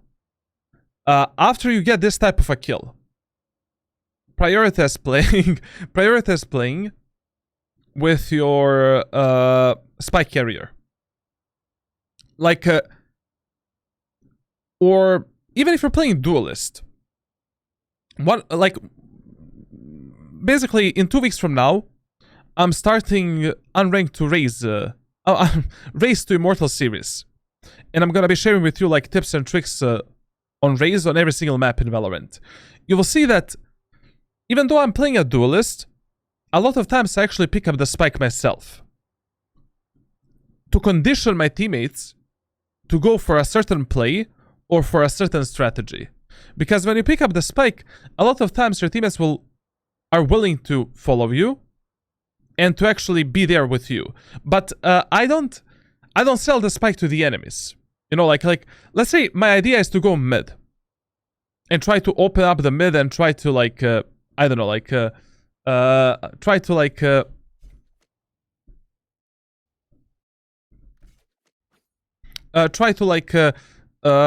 contest the enemies here. I will take the spike, I will take the mid control, and I will drop the spike here. Just so I have a spike with myself. Like, I feel that you should prioritize more your teammates that are, you know, that are carrying the spike and that are trying to open the side. I don't know, like, here, this kill is great. But if you lose the spike in the B main area of the map, like, this becomes pointless. On ropes. Another Race to Immortal series. I'm doing another, like, Race to Immortal because I didn't cover a single map with a Raze. The map pool is completely different from what I played before. And I feel that the map pool right now is is really good for Raze. Like, the only map where I wouldn't play the Raze is Breeze, you know? And I feel that I didn't do that good of a job when I did that Unranked to Immortal series. Even though I was a match MVP a lot of times, I didn't really have any plan, any real strategies, and during that series I developed some really good shit that I need to showcase in the videos. So, next week we're gonna start Unranked to Immortal with Raze, and until then I'm gonna complete the playbook for Jet, for Omen, and then next month we're gonna complete Raze, and in November and December I'm gonna do Yoru, and I'm gonna do the new Duelist. Probably I'm gonna do Yoru first, maybe, I don't know, we'll see. Cypher's got a one ropes. This is something that essentially every single Raze player needs to master. Like, jiggle throwing the utility. Like, but this is very simple. I don't know why people have a problem with this. Like, basically, how you want to throw your utility, as soon as the angle is being revealed, you just throw the nade. Like, I don't know, like, cross replacement is very important for this shit. Like, basically, nothing else. At the moment of time, when you're pressing the key to go left, you press the left click, and that's it. Like, I mean, I don't know why is this a bit of a problem for players.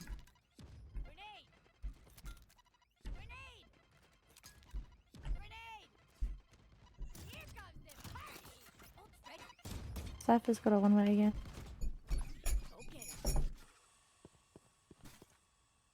It's gone.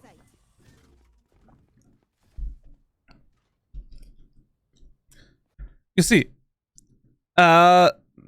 this right here is a very common mistake for the players in this lobby. Like, right now, he has his own idea.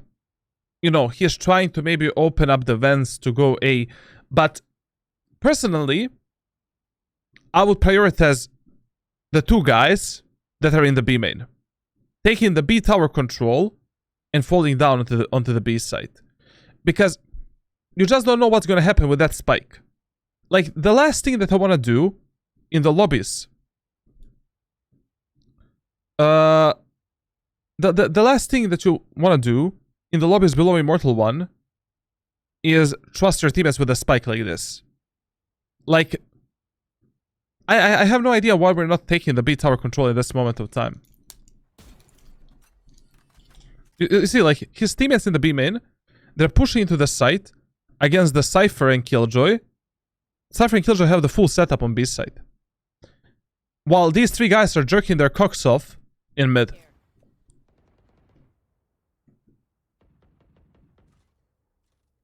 There's a camera in your smoke. This name was not bad, actually. I like this a lot. That was interesting. Okay. Killjoy did the ultimate in the CT. Let's reset. Let's go A. What's the problem? We don't need to push anymore. I don't need to go CT. We are 4 versus 3. Right?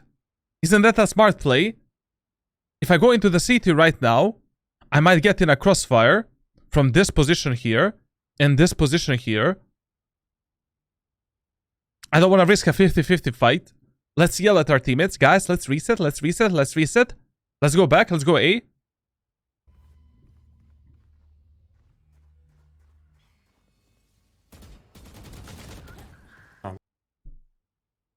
Good job. 1 mid, 140.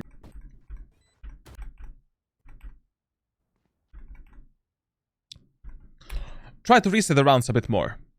Like, basically, in this specific round that they played right now, the right play, so basically, Ashra and Sky were in the A main with a spike. My man was here, and the Reyna was on the B tower. Killjoy ultimate in the CT.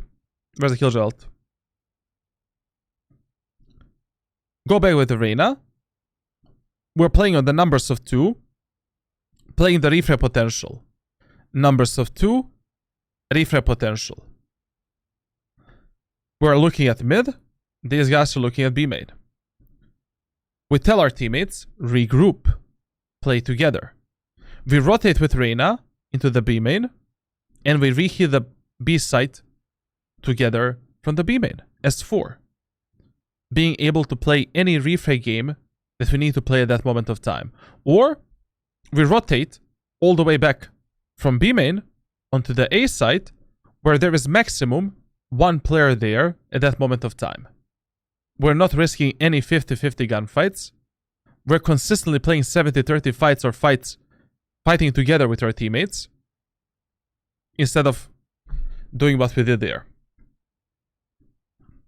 That is the mindset and that is the thought process you should have in Valorant. Like, basically, another rule that is very important in Valorant is like, it's always better to fight together with your teammates rather than fighting alone.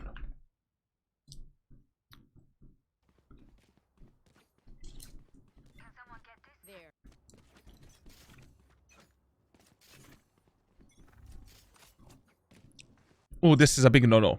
This is a big no-no. Whenever you're engaging the enemies in the A main area of the map, unless we are going very, very fast, like unless the callout is like, hey guys, let's push A fast. I always recommend you to hold this angle like this, or like this, or like this, for around 4 to 5 seconds. Because a lot of players in solo queue love to go for the Bismillah peek right here. You know, like, when you see me play the game, what are the 2 most common peeks I love to do? I love to peek fast A main, take a kill, get the fuck out. I also like to peek fast B main, take a kill, and get the fuck out. And that is why, when I'm playing on the attacker side, on split, what you will see me do a lot of the times, I hold these tight pixel angles to pressure the enemies backwards, and I'm expecting the enemies to go for that peek. I'm gonna hold this type of an angle for like 4 seconds maximum, and then after 4 seconds, I'll be pressing forward, taking the space and going into the site. But you never want to do what he did, because he just didn't have any like, basically, he was completely ignorant that one enemy might be peeking from the right side there. And his teammates are not really watching that angle, to be honest. Another thing that I've noticed, like, in your minimap settings, make sure to enable this setting. Go to minimap, general, minimap vision cones. Turn this on. This is very important to understand, like, which angles your teammates are holding at that moment of time, how much enemies actually see, your teammates actually see an angle at that moment of time, and also whether or not some smoke is in front of your teammates. Like, basically, that setting is this like light shit up here, and you know exactly, which angles your teammates see, whether or not a smoke is in front of them. It's very important for these lobbies where communication is basically zero, like, to properly intake information from the minimap.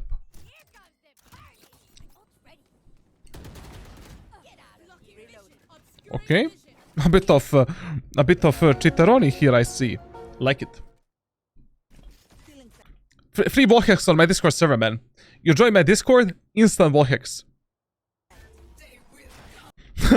Bismillah peak, is that what it's called?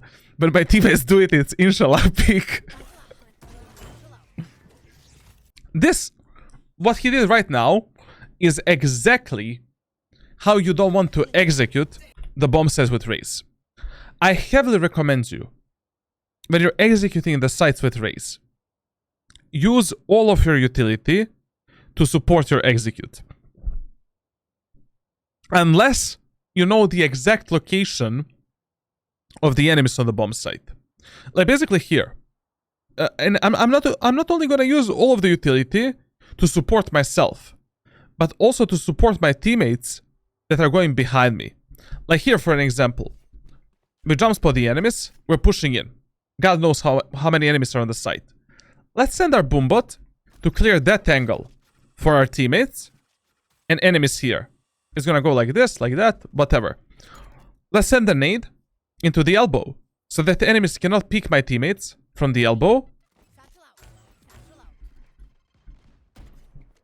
Let's do this. Now, I can kill the guy in the elbow, take this corner, clear the enemies in the site, clear that position. Very good.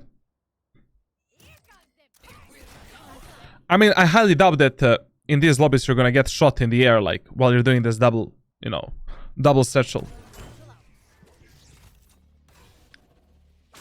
Killjoy 7. But this, not very good. To be honest, here, once again, minimap is the problem. He actually saw the cipher on the minimap, behind the site. I don't know, like whenever I'm in the smokes or playing, like, whenever I don't know how to explain it, like, whenever there is some kind of a vision obstruction in front of me, or I'm playing inside of the smokes, around the smokes, like, I always take a sneak peek on the minimap to know exactly in which direction I'm looking at that moment of time, number one. Number two, to see if maybe my teammates, you know, will go for some kind of a swing peek, or maybe they can give me some kind of an information. Like, if I ended up in this position, I would instantly jiggle peek my eyes onto the minimap, and I would have seen that I actually noticed the cipher behind the smoke. Like, I never die. I mean, not never, but 98% of times, I'm not gonna die because of lack of minimap awareness. And 98% of times I'm gonna die because my mechanical skill is shit, like, to be honest. Killjoy 7.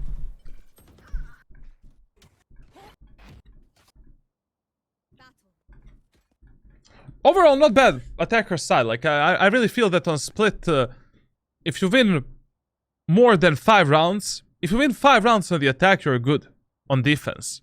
Like, on defender side, the only rules that you need to apply on split... Jill, pick your eyes, huh?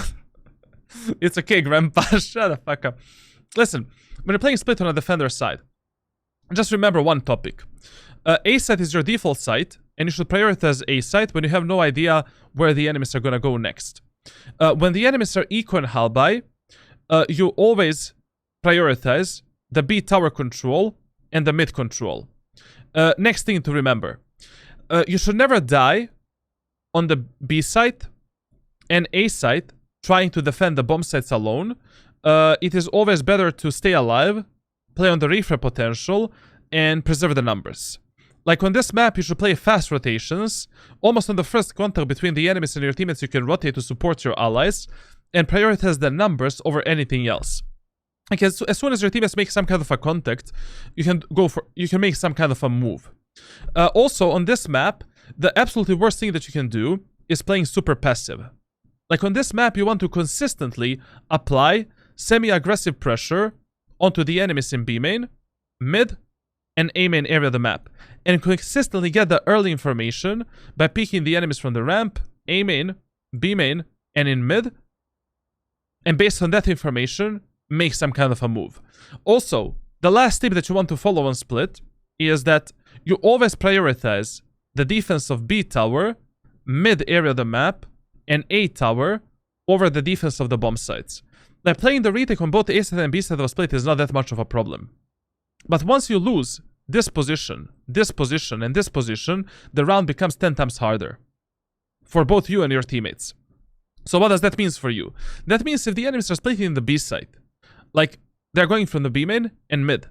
If I'm playing the B at that moment of time, I'm completely gonna sell the site, only prioritize on tower. I'm gonna kill these enemies here, and then play the retake on the B side together with my teammates. End of the story. Now, in the first round, on split, I would always play on A site. The reason for that is because A site is statistically harder for the retake in ranked solo queue than B site.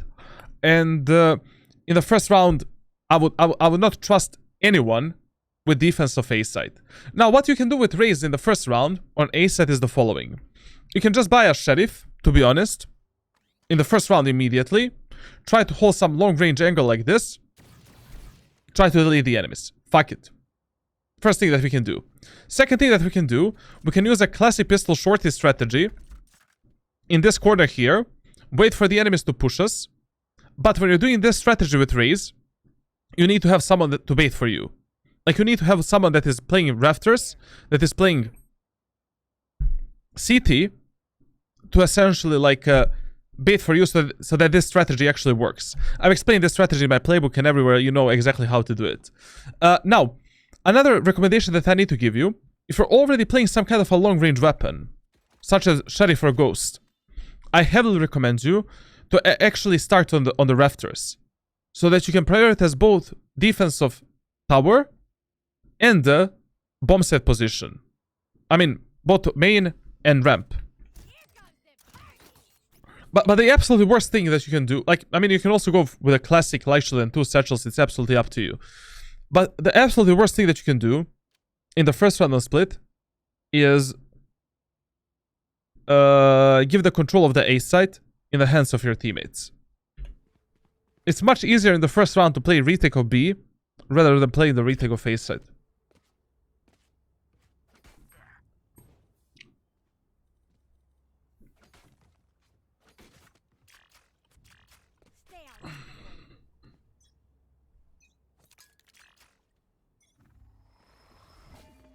Nice B.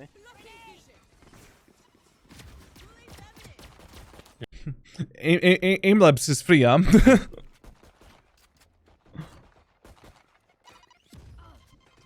Bro, I don't know what's happening. This is Diamond 1 lobby, bro.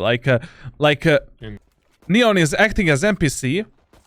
Here, listen to the sound. The Raze nade is bouncing on the wall there, and you're eating 40 damage. Here, do the satchel in front of yourself. Get back. I'm running back mid. Why did you eat 40 damage there? Smoke's dropping.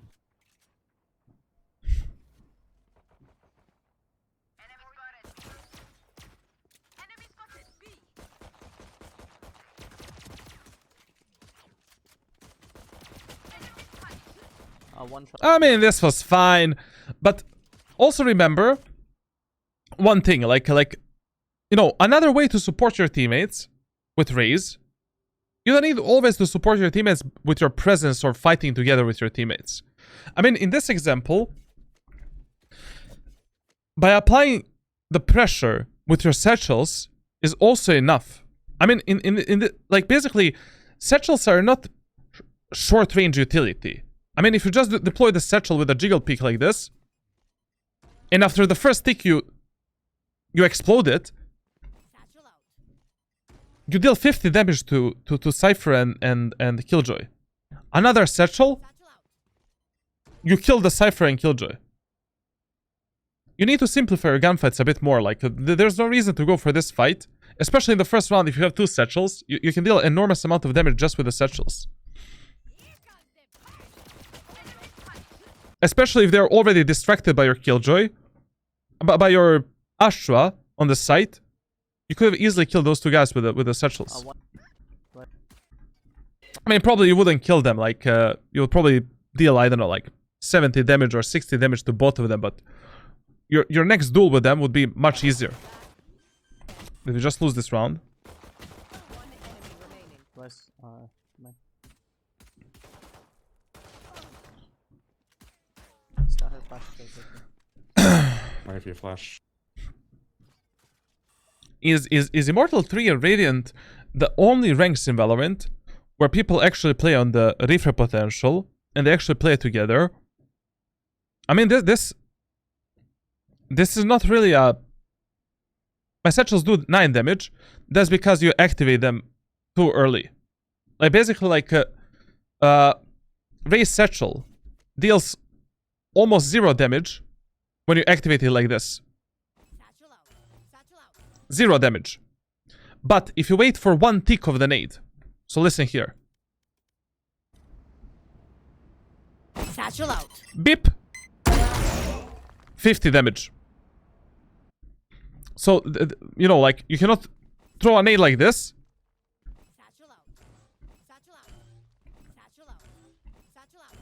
You need to wait for one tick. Satchel out. Beep. Now you activate it. If you want to deal the damage with the satchel. Find it.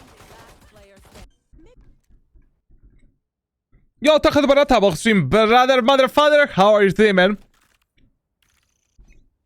Bro, I look like a fucking homeless person with this beard. I need to shave myself and take a haircut. I'm just going through reps. Thank you all for the Prime Gaming sub, Takad Barata, brother. I'm just going through reps. Now, sorry, I kinda spaced out. Just a second.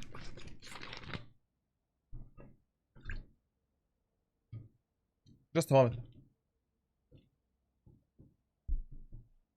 Now, I absolutely like that in this round, he actually bought the shorty.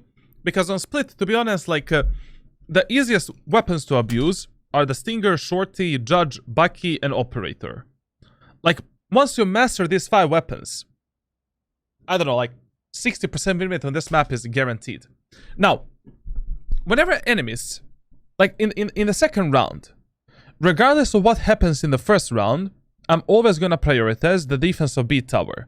Because majority of times, like, I've noticed that, you know, when the enemies win, or they lose the first round, they love to contest you in the mid area of the map.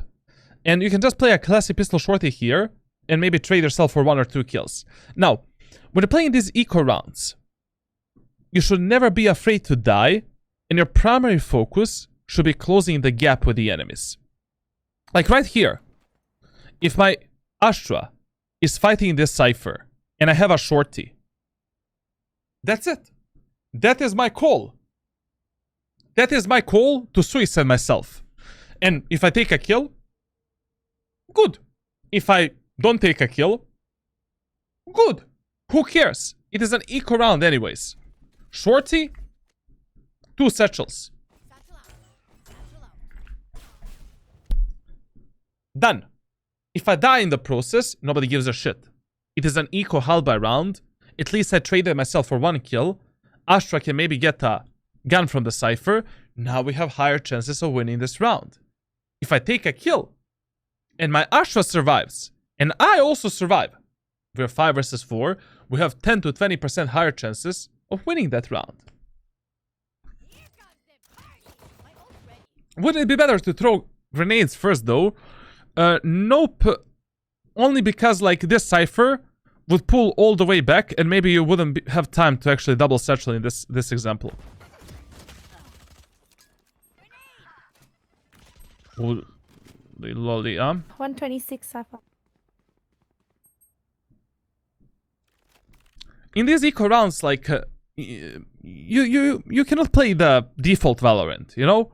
Like a lot of the players, first of all, you cannot behave on a defender's side towards the eco rounds in the same way that you would behave towards the full buy rounds.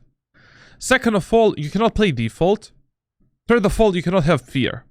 Like, your primary focus in eco and halberd rounds is to trade yourself for as many kills as possible.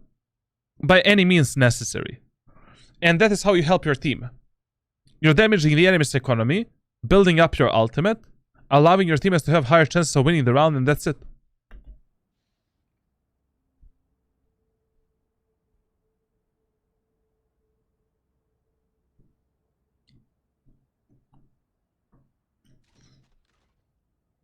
Server cam on B.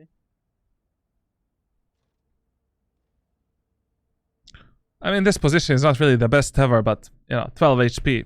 I don't know, like, there's nothing to do Last to be player done. standing. Is this a bug, bro? Like, Last player standing. I've been...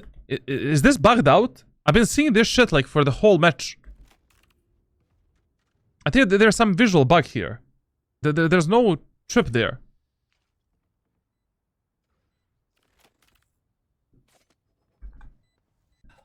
Satchel out.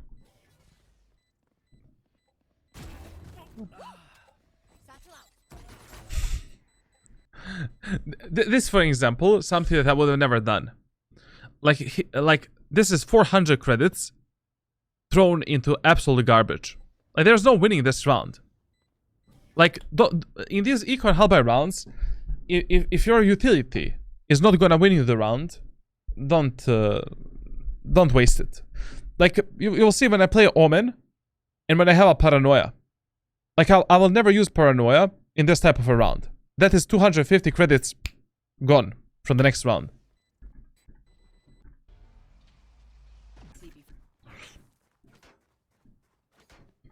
You see right now, he doesn't have a boombot. He doesn't have one satchel. Only because of this play.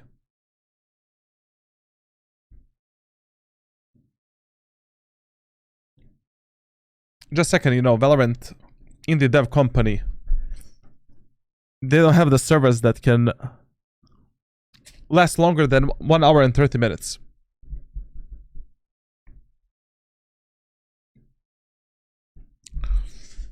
Yo. Let me see if the Frost is here. Oh, Frosteroni is there.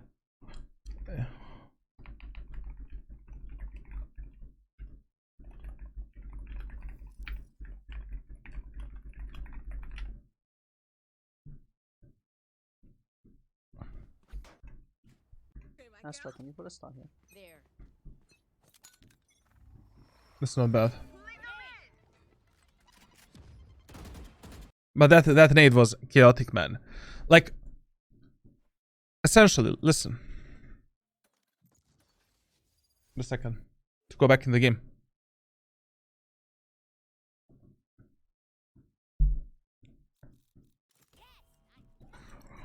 He needs to learn. I mean, you need to learn to do these jiggle throws with the Raze. And you cannot be afraid to do them. Like, you cannot always bounce the nade of the walls. And 50% of times, it is better to go for the jiggle throw. Like, you need to master this. Like, it's easy to do. I don't know why is this a problem. And 90% of times, 99% of times, Here are my explosives. enemies are not gonna kill you. My ult's ready. 30 seconds left. A second. Okay. So, Astra did a pull there. Grenade.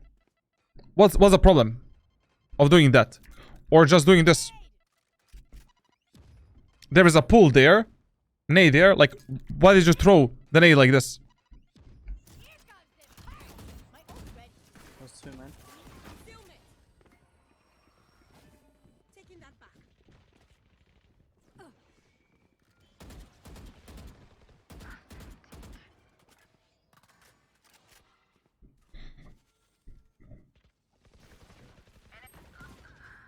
$105 mid. This is exactly... I get one tap 99% of the time. I don't know what you're doing then. Listen. This scenario here is exactly what I was speaking about previously. Like about the split. If enemies are splitting you through the B main and mid, always prioritize the defense of B tower instead of defense of... I'm dying! Shit, man. So, if enemies are splitting the B side through the B main and B tower, prioritize the defense of B tower and make sure to support your teammates there. If you lose the B tower, you're in a lot of shit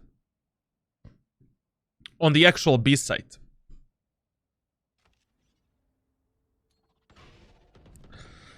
Cypher's still in B main. But...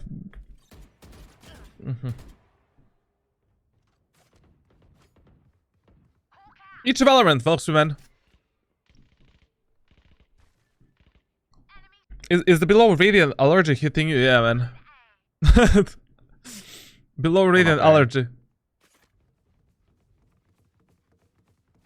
Spike planted. Ooh, I like this. I like this siege a lot. Look at the sage. Look at the sage. Look at the sage. This should be you, actually. I have a question. Did you stop your mega files with Jet Omen? What do you mean stop? Oh, I didn't stop them. I'm resuming the Jet and Omen from tomorrow. During this week and during the next week, I'm gonna complete the Jet and Omen on every single map that is currently active. And starting from 25th of September, I'm starting Unranked to Immortal with Raze, and we're gonna do the Raze during the October. I like this sage a lot. Look how she's clearing every single possible angle where the enemies can be right now. This should be you. This guy is good. I like it. Look. Okay, maybe he's not that good. He should have cleared the angles a bit better.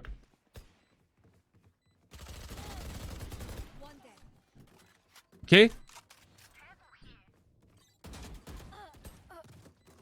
One ramp.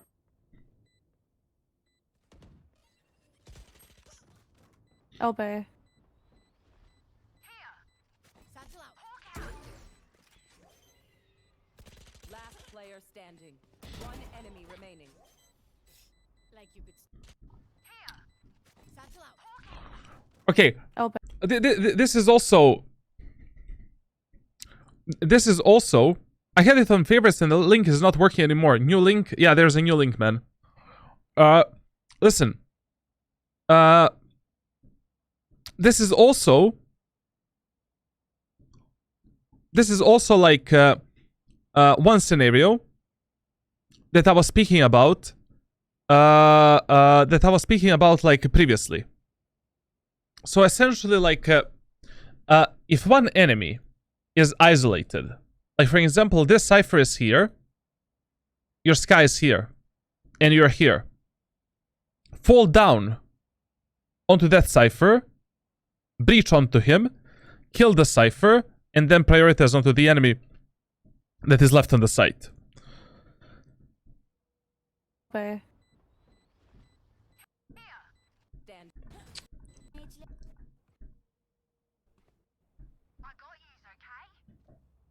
Wait, what? Interesting. Interesting crosshair, man. I need this one.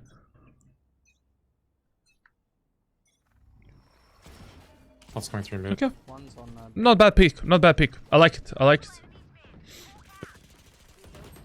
I like this as well. This game decision was good as well.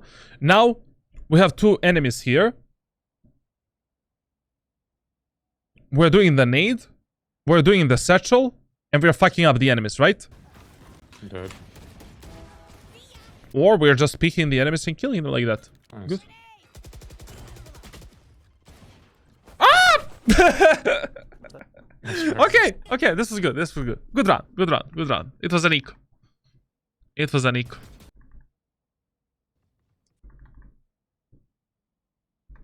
was a good round. I like it. I'd give it like 8 out of 10 points.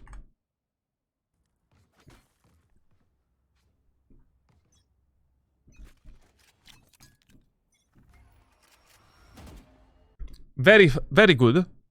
Very good that he saved his nade. Killjoy has the ultimate. Whenever enemy Killjoy has the ultimate, try to save your nade to destroy the Killjoy's ultimate. Like, Raze nade is the easiest way to destroy the Killjoy ult. So this is a 10 out of 10 points again. Let's say.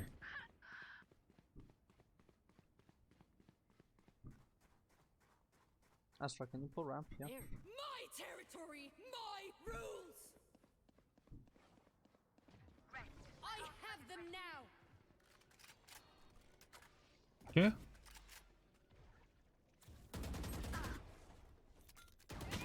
Oh my god. Satchel out. You should run. Get out of here. I mean, you know, like when it comes to your utility usage, you just need to have some kind of an idea behind your utility usage. Like, I really feel that you're just throwing your utility extremely randomly, And also, like, it feels like you're just doing your utility to apply the damage. Instead of using your utility as a pressure making tool. Like, this nade that you're doing here. What, why? You know? Like, what do we want to do with that nade? We have no information. Where are the enemies? Whether or not they are elbow site. How many enemies are on the bomb site? And we go for this shit. But the satchel was really good to go back. Get out of here. My ult's ready. Okay, another serious case of low earlobe retardation. Whenever you're going for the retakes, if you're 2 versus 2, fight together. Especially if you're low HP. Like, it is not worth playing alone or letting your teammate play alone. Here, tell the Asha to follow you. Or you follow the Asha to the vents. Use the ultimate to open the site. Don't risk 50-50 gunfights. End of the story. Spike planted. I mean, this Raze and Killjoy can be anywhere. Up on tower. Asha can die right now. You can die right now. Remaining. Holding heaven. Fortunately enough, like, Killjoy is mentally ill. What rank is this? Diamond 1. Spawn. Going tower, going tower. Last player standing. Satchel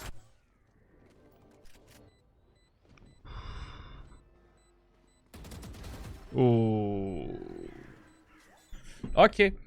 I mean, okay. We didn't really win this round because, you know, I mean, this is part of Valorant. Like, you know, a bit of lucky timings left and right.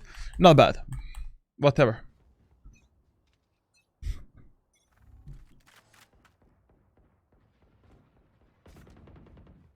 Breaking the mid wall. Why is the VOD so silent, man? Like, I don't hear it. Is my headset broken?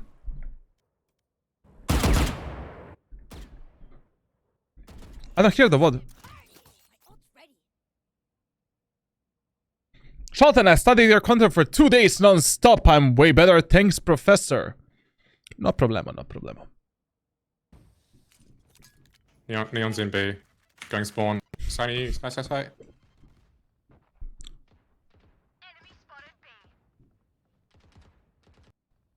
Once again, you know, same shit over and over again with every single Raze player that I coach or that I VOD review.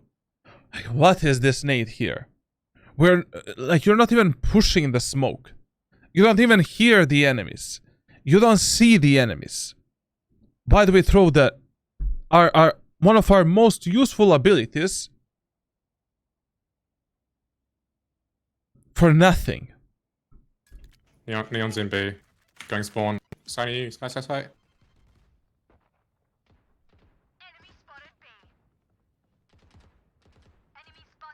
Chill with your utility a bit more, man.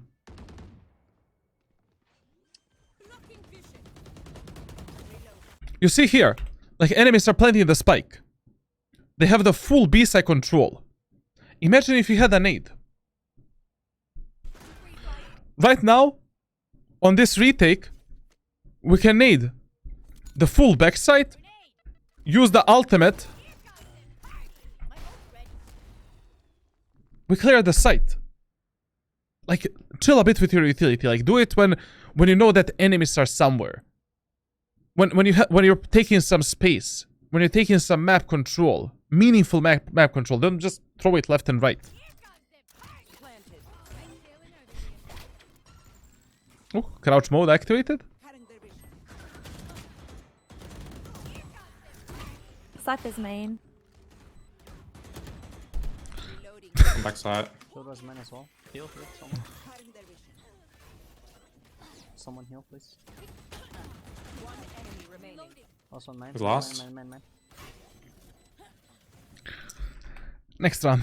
I don't want to speak about it. Yeah.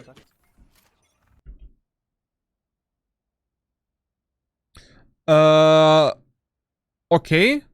This is kind of interesting. And just I wanna see something. Can I get a drop? Just I can drop you. can you?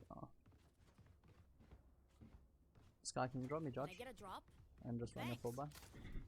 Mr. Charlatan, what kind of VODs do you recommend to review? Close games, stomps, good games but bad KD, or I usually prefer the games where players think that they played good and games that are close. So a close game where you think that you performed your best. Alright. Bro, I would really like to know, like in this round, what is the economy of the enemies? Ah, here's the tab. Okay, enemies are playing a full buy round. Just one quick tip.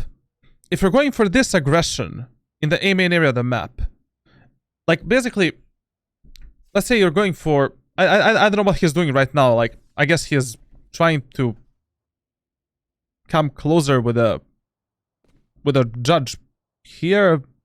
I don't know.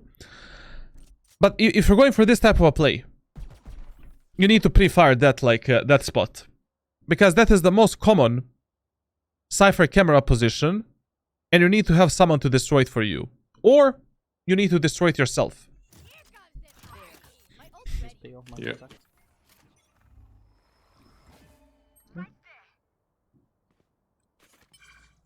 Oh, this is not... Like, if you're going for this orb, without any information here, I recommend you to Bomb buddy out. do the boombot.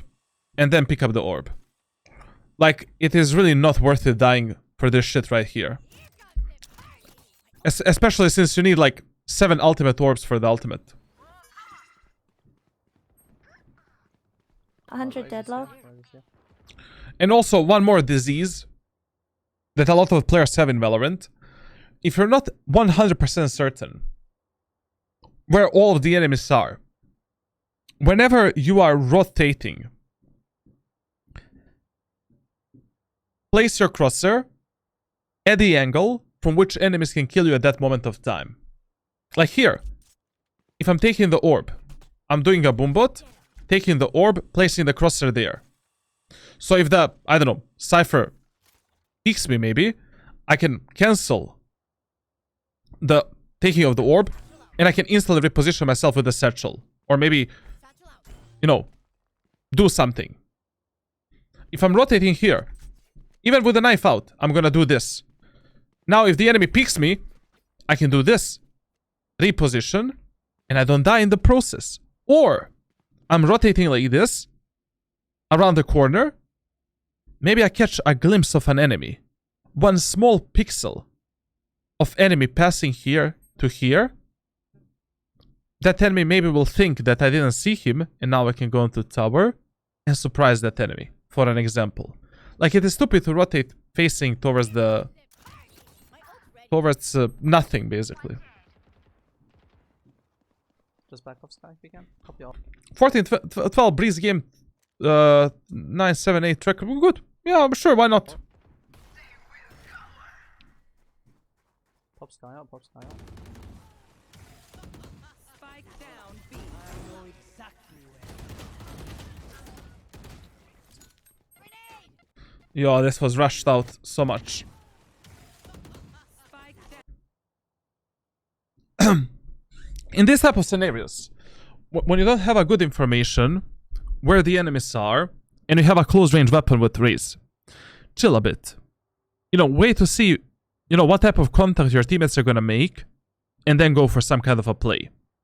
But just randomly satcheling left and right, you might end up in some really fucked up scenario that you won't be able to either escape or to capitalize on.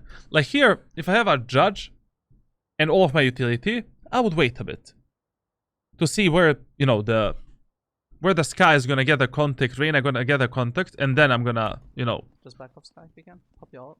fall down onto the enemies. In this type of retakes, I mean, in these type of scenarios, you need to wait a bit. You know, have a bit of discipline. Pop Sky out, pop Sky out. That guy got killed. Spike down B. I know exactly where.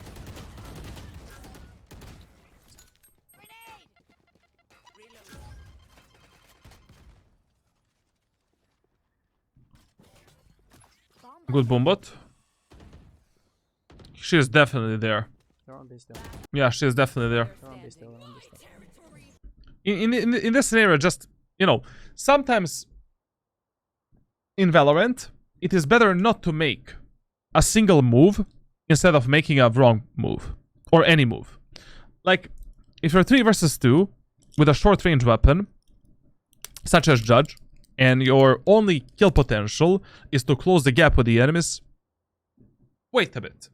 You know, let your teammates get a contact with the enemies, and then fall down onto the enemies, get a kill, play with the remaining teammate.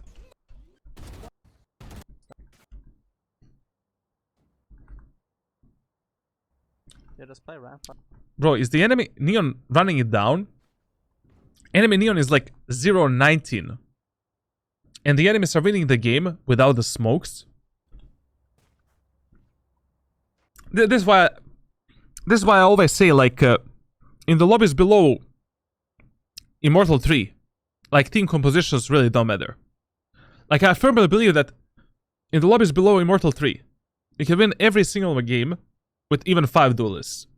Like literally, it's crazy what type of games I see Yeah, just play ramp right now and pick up my contact. these days. Bucky Gaming, huh? Up ramp, up. Up ramp. Okay, we have a wall on ramp. Running through. You should run. Good. I like this a lot.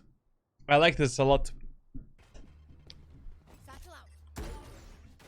Very good. No. Very good. Good angle, good everything. Up. Out of charges. Go get him. Is pick up the ghost. How are we going to fight the enemies in a long range gunfight? There is a ghost in the ground. Up. Out of charges. Go get him. Both ramp. Oh, one on side now. Reloading. One ramp, one side. Am I missing something? Why did he... I mean, if he picked up the ghost, he could have easily fought with the Astra there, instead of selling her for nothing. Spike planted. One Last one on enemy side. remaining. Elbow, I think. Come and drop with me. Nice, good job. Okay.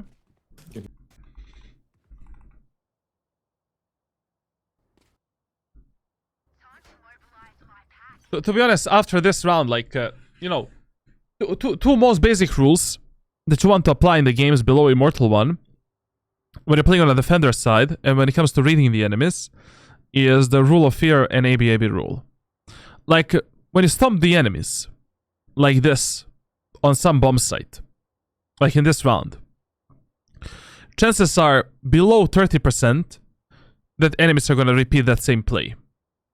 Or the same playstyle or the same push.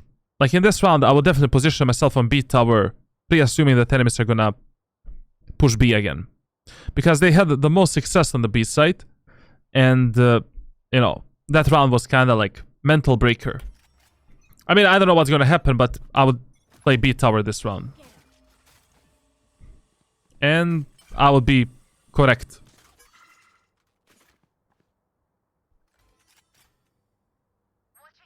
I think Sky is heaven maybe.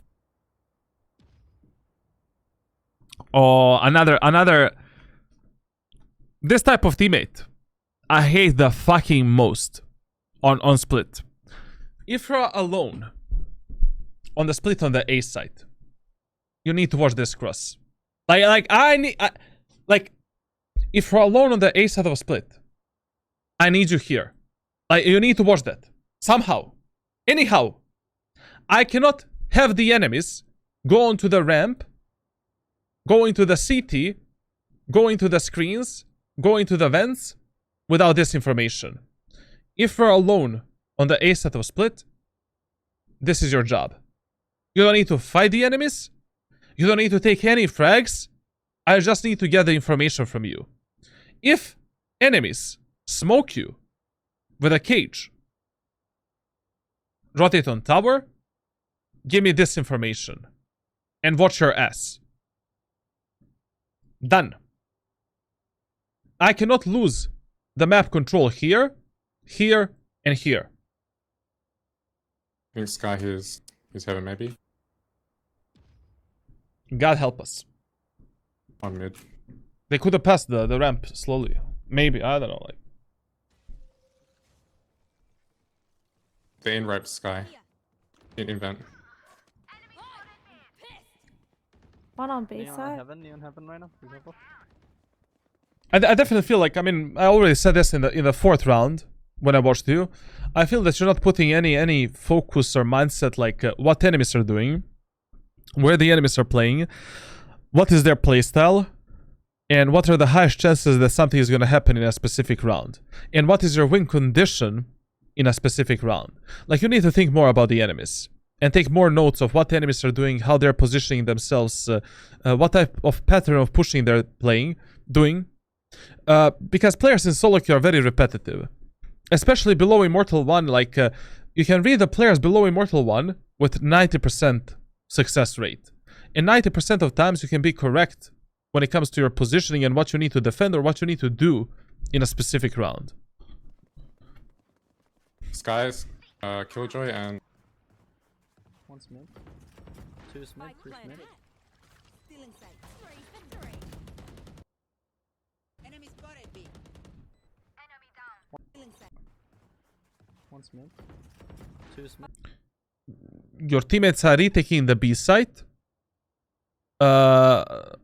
here, and you're going mid to help your Sky. Spike Three's planted. mid. Stealing sight. Three. Enemy spotted B. Game decisions are poor as fuck, man. Poor as fuck. Like, I don't know what to say. One main. One main. One in our spawn. Reloading. That's Fuck that Sky. Fuck that Deadlock. Who cares about them? They're shit.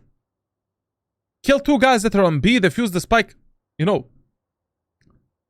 Always prioritize the teammates that are doing something useful at that moment of time. And make the sandwich of the enemies that are basically isolated. Nobody gives a fuck about that Deadlock that is like CT or Vents or whatever the hell she is. drop a bomb. Here. Who cares about that Deadlock? Kill the Neon in the B main, defuse the spike, end of the story. Plus you die here. Like, I mean... And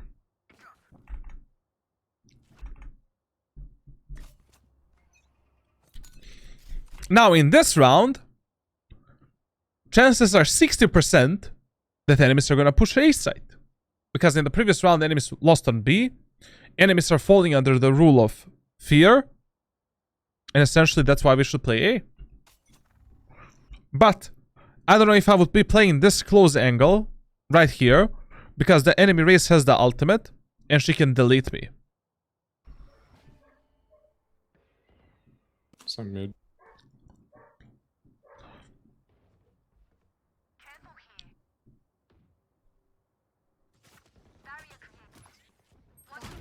Cypher's here, lucky. One up heaven. 80 heaven. 120. One up heaven. Cypher's here, lucky. Cypher's here, lucky. This utility throwing is something that you definitely need to work on, man. Like, this needs to be better. One up heaven. 80 heaven. Okay. Oh. Sorry guys, I'm already too tired, man. Like, we're 2 hours and 50 minutes into this VOD.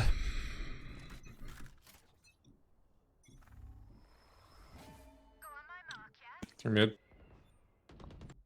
By the way, I didn't speak anything about this positioning and what he's doing with the judge right here. Is this a good play?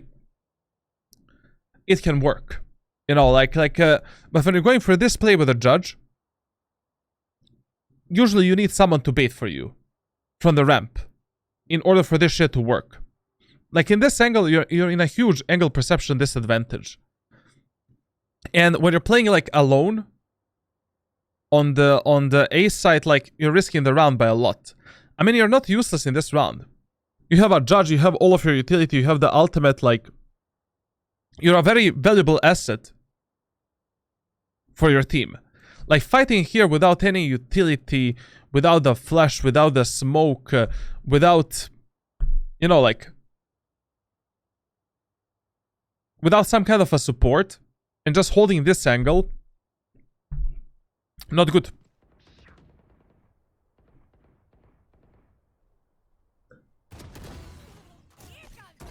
Spike down A. Raze bomb. his bomb. Bro, but how much you like to like he's fighting imaginary enemies.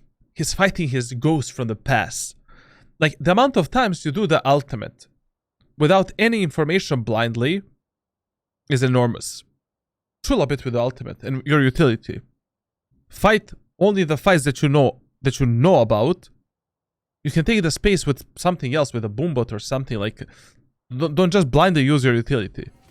At least, you know, don't waste your nade and your ultimate for things that don't exist. Rosa VOD literally, like, man, like, did he take a single kill with the ultimate? Maybe one. No, 0. Let's take that. This is my gameplay. My charlatans, like, I use my ultimate in a smart way, but I always miss it. It doesn't matter at the end of the day, I guess. my Okay, spawn. my ultimate usage. But to be honest, Raze's ultimate is very fucking consistent. Come on, guys. Like, one pixel, you hit one invisible pixel, and instead of 150 damage, you deal 138. Come on. Come on.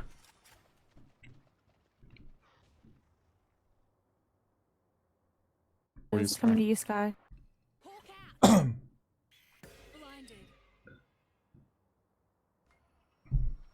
Concealment. One more sewers. Reloading. One ramp. That's One right. ramp. Take it. I'll lead a ramp. Hold on, hold on. She's not there. She's not In sight. 30 seconds left. Careful here.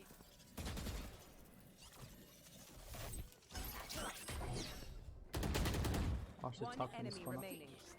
She moved. She's over here. Next one.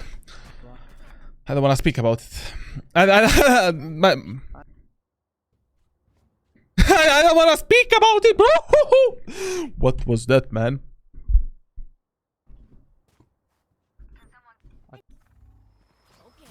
I mean, the round was won. Like, who cares? Coming to me.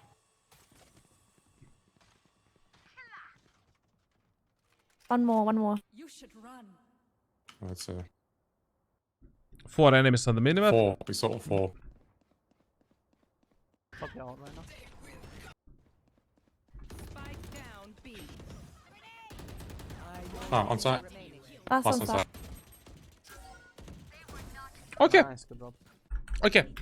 All good. Okay, we're gonna end this VOD on here.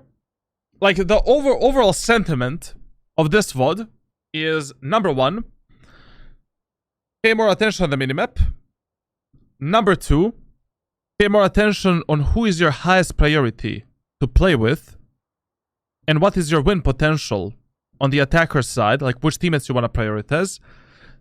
Number 3, try to read the enemies a bit more. Try to put a bit more focus, like what type of patterns enemies are abusing, who is playing on which bomb site, what is their overall playstyle, and so on. Number 4, better crosshair placement and engagement in the main areas of the maps. Number 5, you need to practice utility usage and doing utility in the way that I've explained in the earlier stages of this VOD review. And number 6, I'm gonna share with you through private messages like one very specific training routine that is probably going to fix all of these problems that you have right now. Like the routine that I'm gonna share with you, I recommend you to use for the next 3 months in total. So basically until like, let's say 13th of December, for an example. And we will see until 13th of December how many of these things are going to be improved and what's going to happen for you. When it comes to your like mechanical skill and aim, it's not bad. You know, like crosshair placement is a bit off here and there. Reaction time is okay. You know, reaction time not that bad. Precision and movement is kind of disconnected from the aim a bit. Like, we'll see what we can do about that. Like, I'll try to make some kind of an aim training routine for you as well, and all of this stuff like we will discuss privately. But when it comes to this VOD, I think you know what you need to fix, what you need to focus on a bit more, how you want to play split, and essentially, also I think I shared with you the split videos, right? Yeah, I think I should, like basically when you get a tier 3 sub VOD review, you also get the videos for a specific map, like that explains everything about the map, basically, like not the ranked playbook. So yeah, I think we're gonna end on this note. I'm kind of tired. Okay. By the way, guys, my private coaching sessions are much better than this. Like, you know, these VOD reviews are, I don't know, more of a community service and bonus than anything else. If you want to get privately coached by me, join my Discord server. Subscribe on YouTube. Follow me on Twitch. All that good stuff. And yeah, thank you for watching. Bye-bye.